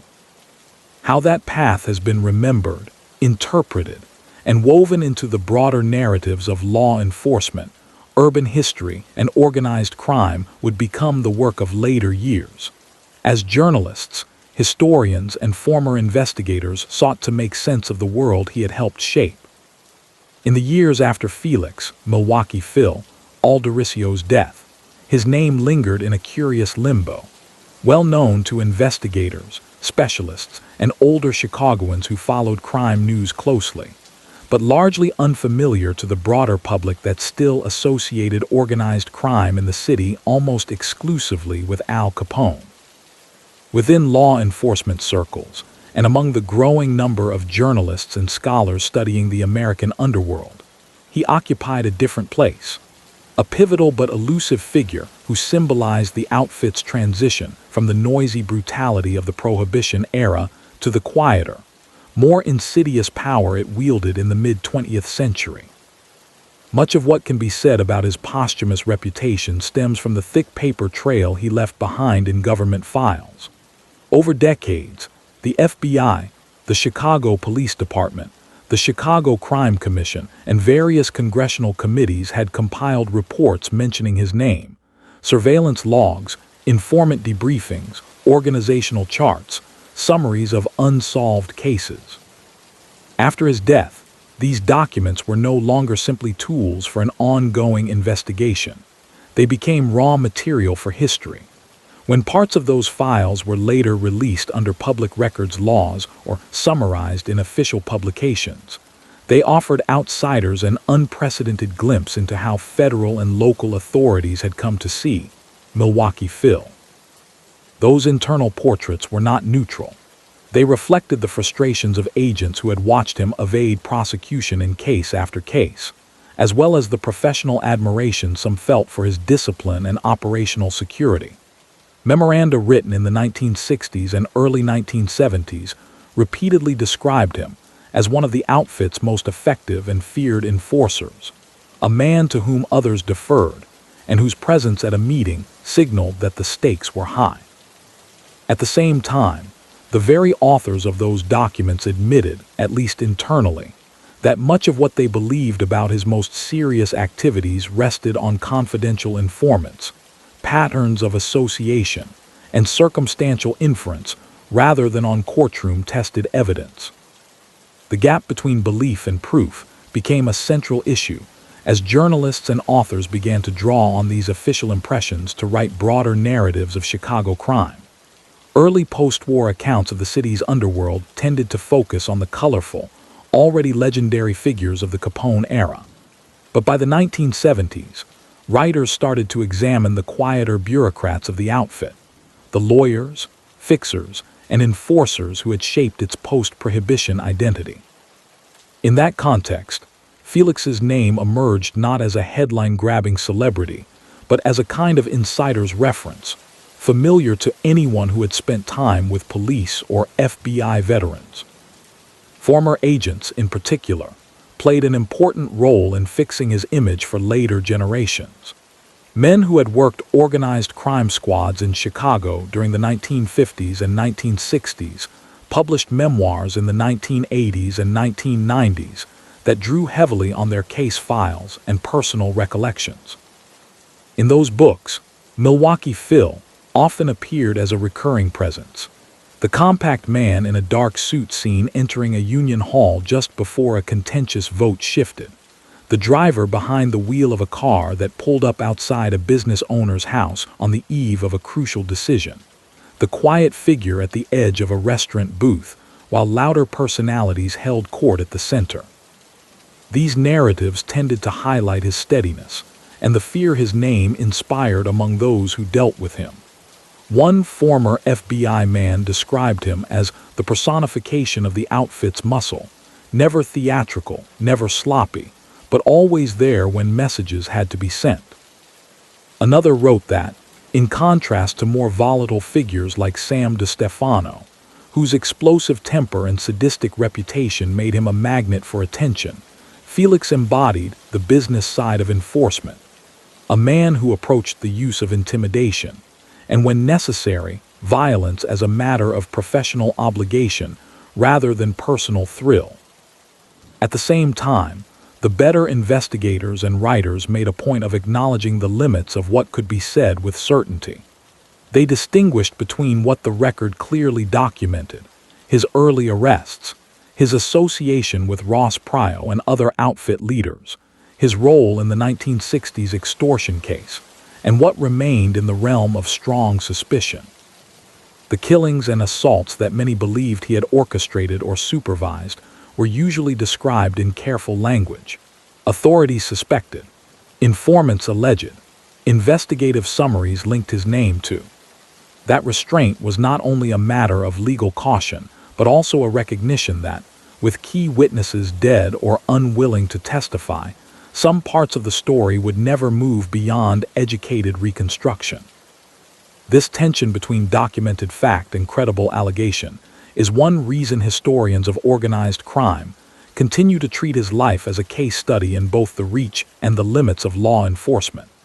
On paper, he was a man with one major federal conviction and a standard criminal record for his milieu. In practice, the unanimity of law enforcement assessments over time that he was deeply involved in the outfit's most serious forms of coercion carries its own weight.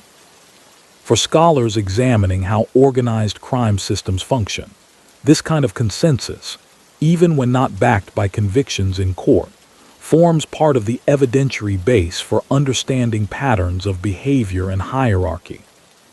The Chicago outfit itself, as it evolved through the 1970s and 1980s, remained shaped by the methods that had defined Felix's era.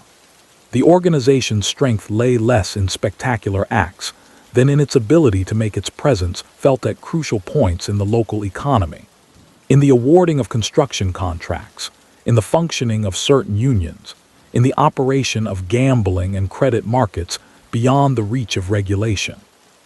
Enforcement in these arenas required exactly the kind of disciplined, controlled pressure that he had specialized in, pressure, calibrated to make noncompliance seem more costly than acquiescence, without necessarily producing the kind of public bloodshed that would trigger a political backlash.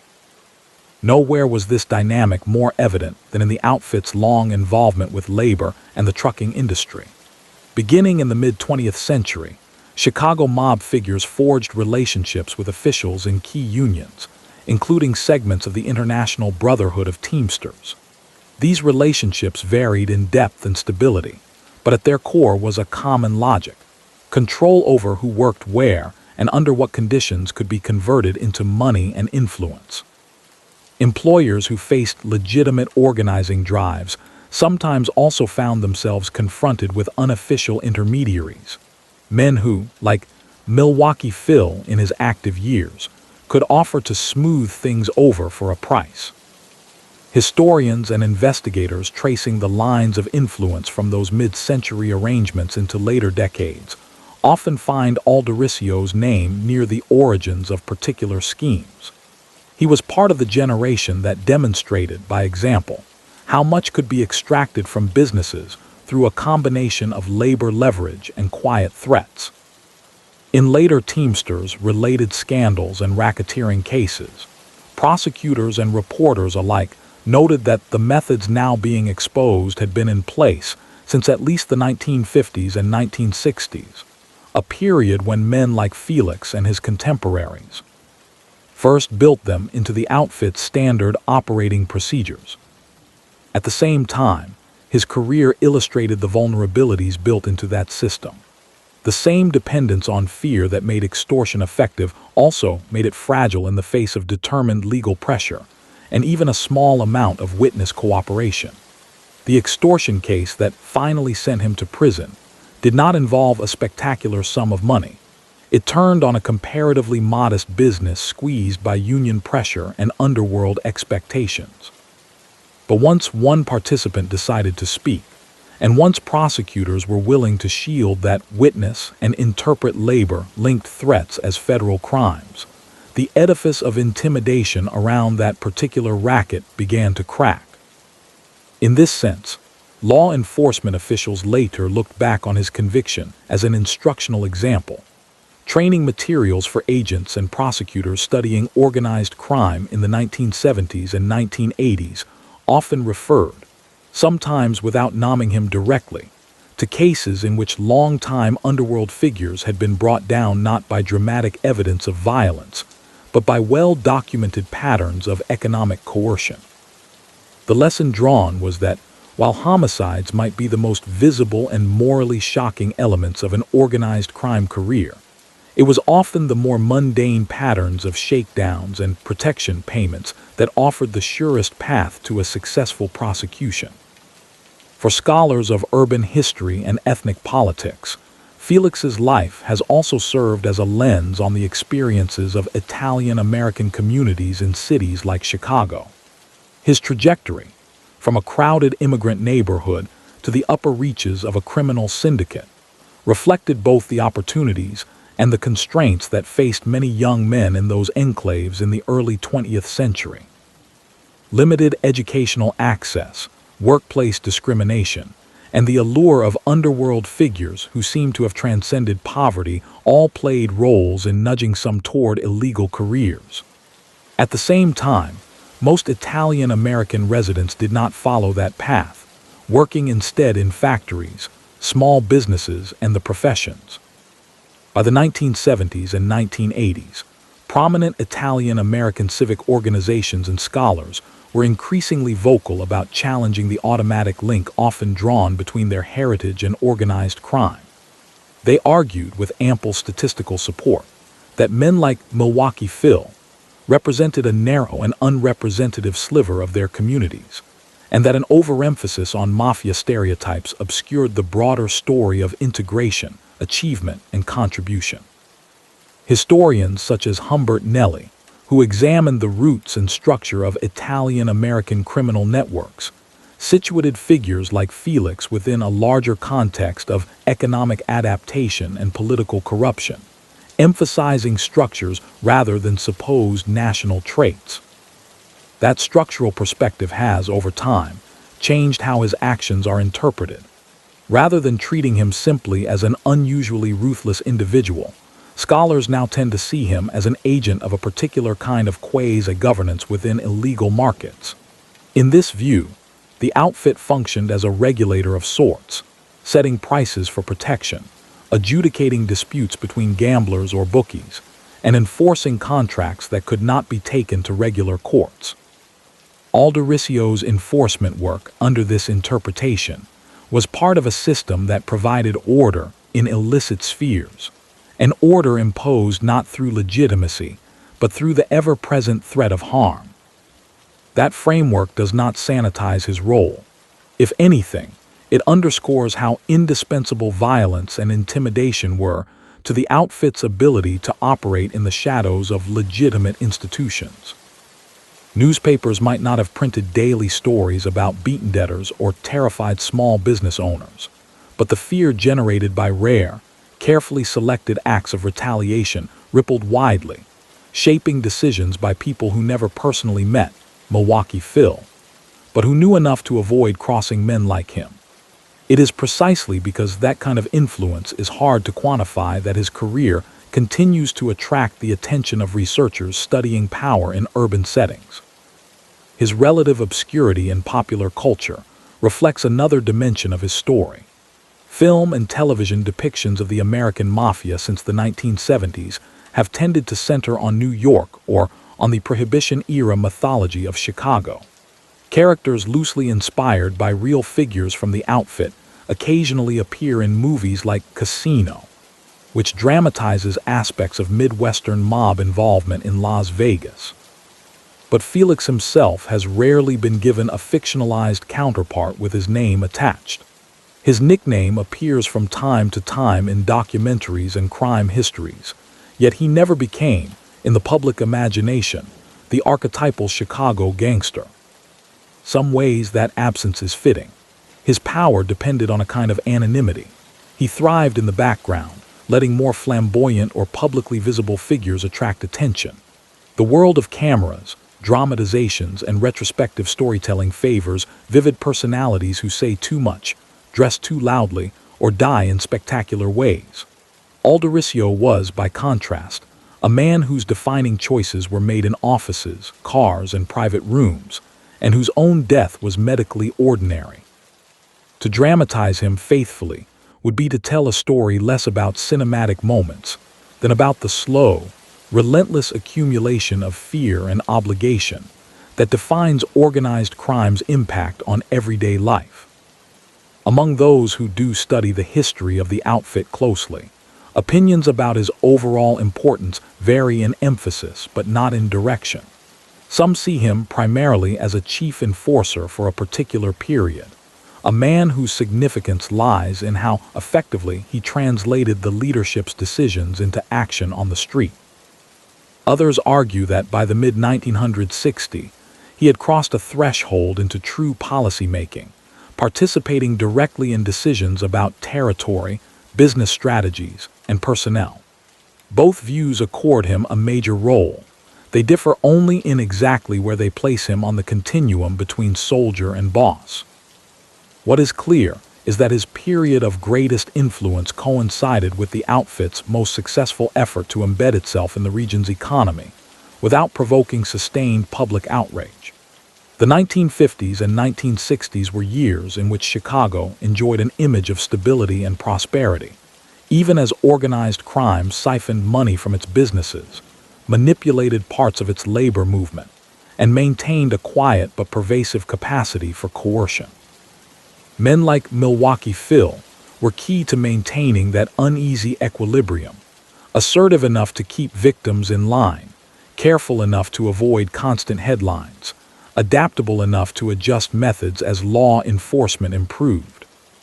In the decades since his death, the legal and institutional environment around organized crime has continued to evolve. Major RICO prosecutions in the 1980s and 1990s targeted not just individual mobsters but entire family structures, including the Chicago outfit. Wiretaps, flipped insiders, and financial records analysis combined to produce cases that would once have been unthinkable. Many of the tactics used in those investigations, persistent electronic surveillance, patient cultivation of businessmen willing to testify, strategic charges under extortion and racketeering statutes, echoed, in more sophisticated form, the approach that had finally succeeded against Alderisio in the 1960s. For law enforcement strategists, His case became one small but telling chapter in the broader shift from reactive policing of visible crimes to proactive, intelligence-driven campaigns against organized systems. It showed that even a figure steeped in the old culture of silence and intimidation could be brought into court if investigators were willing to work from the periphery inward, focusing on economic victims rather than waiting for direct accomplices to turn. The fact that he remained uncooperative to the end did not negate the value of that lesson. If anything, it underscored the importance of building cases that did not depend on the testimony of hardened insiders. Today, when historians and criminologists look back at the long arc of Chicago's underworld, Felix "Milwaukee Phil" Alderisio appears as a crucial, if somewhat shadowed, figure in the middle of the story. He was not there at the flamboyant beginning, when Capone's name was a synonym for the city, nor did he live to see the highly publicized RICO trials that targeted his successors. Instead, he helped define the outfit's middle age, the period when it learned to look respectable on the surface while using calibrated fear to sustain its hidden empire. His life and death illustrate both how far organized crime reached into the everyday workings of a great American city, and how much of that reach remained invisible until long after the fact. The documentary record on him is, and will remain, incomplete. Some episodes can be reconstructed in detail. Others will always be known only through the brief, cautious phrases of memoranda and the recollections of those who watched from the outside. Yet even within those limits, a coherent picture emerges, of a boy shaped by the harsh conditions of an immigrant neighborhood, of a young man drawn into the service of an expanding criminal enterprise, of a middle-aged enforcer who rose to a position of real power, and of an aging inmate whose last view of the world was filtered through hospital windows in a federal prison medical center. How that picture fits into the wider story of American crime and law enforcement continues to be debated and refined, but it remains, by any measure, an essential piece of the puzzle. If you walk certain stretches of Chicago today, the past feels close but indistinct, like an old photograph fading at the edges. Along streets where small factories once rattled and taverns did a brisk business every night, there are now condominiums, parking lots, or empty brick shells waiting for redevelopment. The political ward offices still stand in some neighborhoods, though their patronage armies are smaller. Union halls host retirement parties more often than strike votes. Traffic hums along the expressways that sliced through ethnic enclaves in the 1950s and 1960s, carrying commuters who may never have heard the name Felix "Milwaukee Phil" Alderisio. Yet the systems he moved through, the outfit, the political machine, the uneasy triangle between business, labor, and organized crime, left marks that have not entirely vanished. Looking back, his life unfolds less like the plot of a gangster movie and more like a thread woven through the fabric of 20th century urban America. Born into an immigrant family at a time when Chicago was a rough industrial city, he came of age amid Prohibition, the Great Depression, and a local politics steeped in patronage and payoffs. The outfit offered a path, illicit, dangerous, but real, to income, status, and a certain kind of security. By the middle of his life, he had become one of the men other criminals feared, a quiet presence in rooms where decisions were made about who could operate, who would pay, and what would happen to those who refused. That arc cannot be understood without returning to the conditions that made it possible. In Felix's childhood neighborhood, as in many Italian and other immigrant enclaves, families like his often found the door to mainstream opportunity either shut or barely ajar. Work was hard, unstable, and rarely rewarded with advancement. Newspaper stories and reform speeches regularly painted Southern European immigrants as prone to criminality, a prejudice that both stigmatized entire communities and, paradoxically, made it easier for actual criminals to blend into the background. On the streets where he grew up, authority figures were as likely to be ward healers and local toughs as they were teachers or police officers. Prohibition intensified those dynamics. The sudden illegality of alcohol created a gigantic informal economy, and Chicago's version of it required organization. Men like Johnny Torrio and Al Capone pioneered the blending of force and finance that would become the outfit's hallmark. Younger figures watched and learned. When Prohibition ended, the skills acquired in that underground economy, distributing goods outside legal channels, corrupting officials, enforcing agreements with the threat of harm, did not disappear. They migrated into gambling, labor racketeering, and the control of certain legitimate businesses. That was the world in which Felix made his name. His association with Ross Pryor on the North Side placed him at the point where street-level enforcement met strategic planning. Pryor's operations showed how the outfit adapted to peacetime. Instead of flashy speakeasies and open warfare, there were quietly managed gambling circuits, insurance schemes targeted at businesses, and a patient infiltration of unions. Enforcement under this model was rarely spectacular. It took the form of visits, conversations, and the occasional, carefully chosen example that reminded everyone what defiance could cost. As he proved himself reliable in that system, Alderisio rose, not by shouting orders, but by becoming the man others trusted to carry them out without unnecessary attention. The Chicago outfit offered its members more than money. It provided a sense of belonging and identity rooted in loyalty and mutual protection, a tight circle of men who prided themselves on not bending under legal pressure. For someone like Felix, who had left school early and come up in an environment where mainstream institutions could seem indifferent or hostile, that solidarity had a powerful appeal. But it came with a price. The same loyalty that shielded him from some consequences also bound him to a life in which the fear of violence was a daily tool. Far from the glamorous images that movies would later project, much of his work appears to have involved tedious, repetitive enforcement, reminding debtors to pay, pressing business owners to sign agreements, mediating disputes between subordinates, always backed by the unspoken understanding that noncompliance was not a safe option. Law enforcement's response to men like Milwaukee Phil evolved slowly.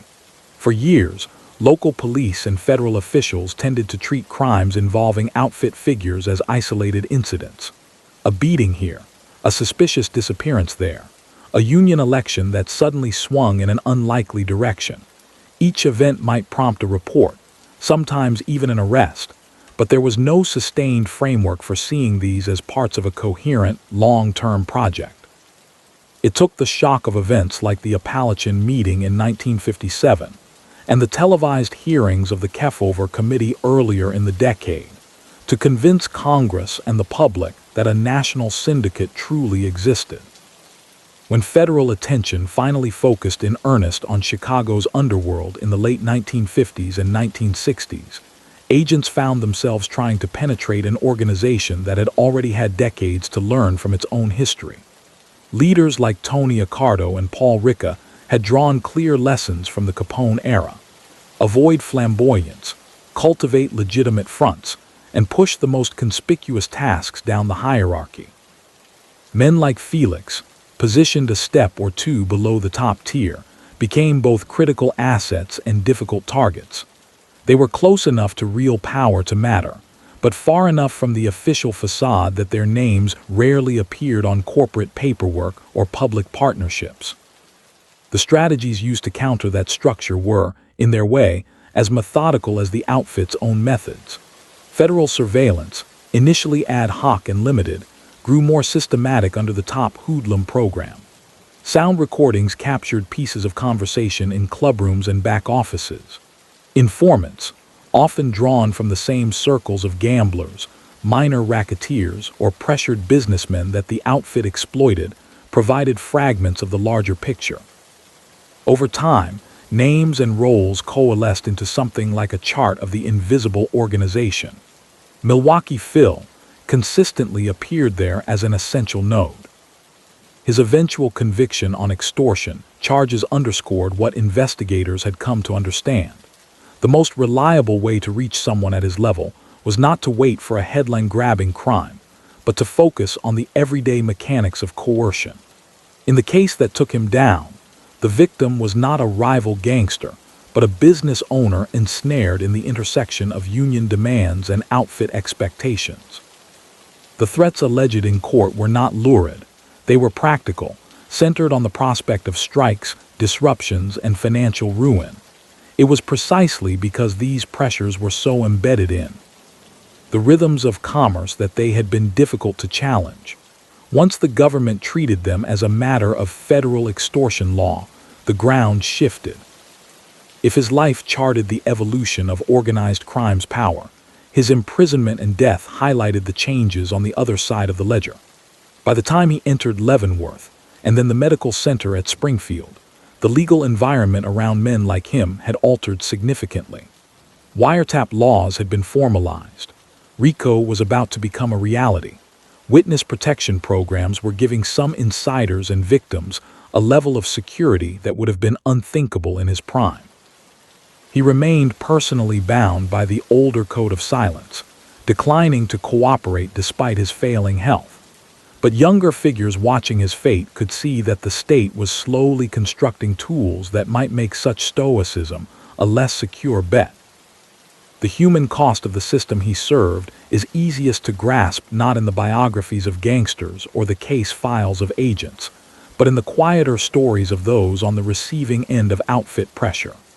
The small business owner who paid a monthly sum for labor peace did so with money that might otherwise have gone to wages, investment, or expansion.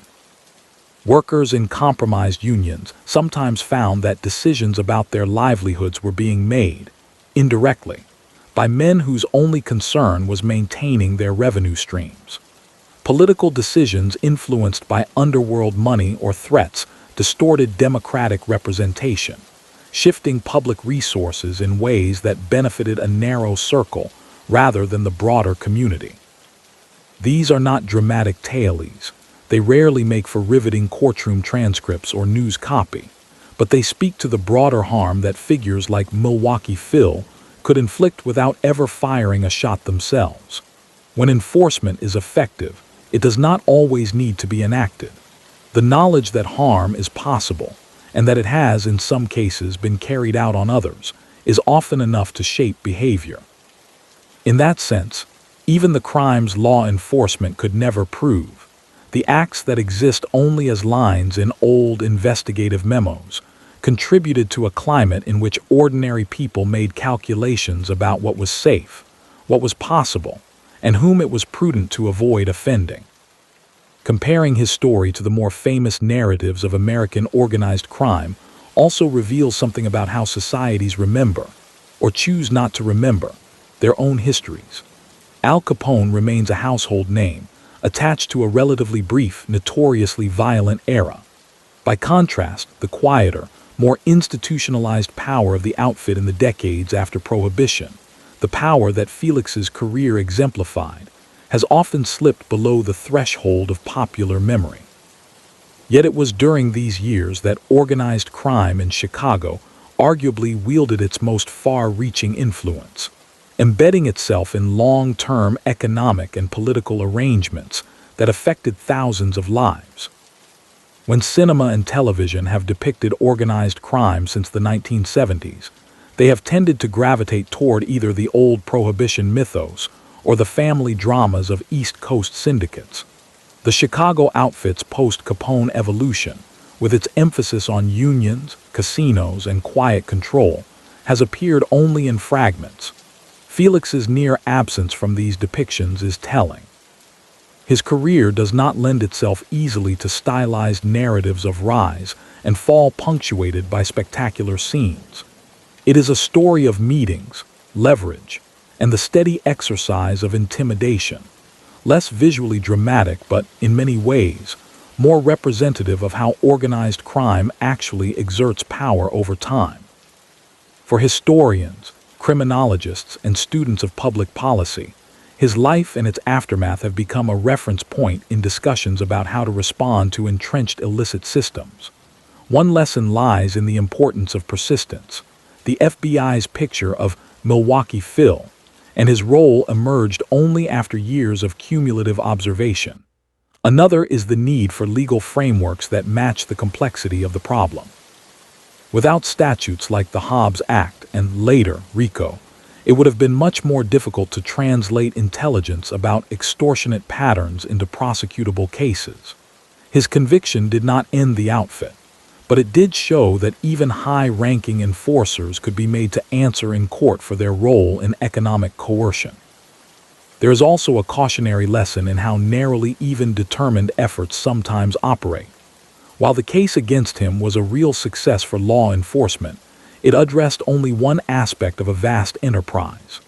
Many of the structural conditions that had allowed the outfit to flourish, corruption in local government, weaknesses in union democracy, economic desperation in certain sectors, remained. Over time, reforms in some of these areas, combined with continued legal pressure, would shrink the organization's footprint. But the gap between taking down an individual and transforming the environment that produced him is one that continues to challenge policymakers. In the end, the story of Felix "Milwaukee Phil" Alderisio is less about a singular villain than about a particular configuration of city, state, and underworld that made his rise both possible and profitable. He was undeniably responsible for his choices, for aligning himself with a criminal syndicate, for enforcing its will through fear, for participating in schemes that drained money and autonomy from those beneath him.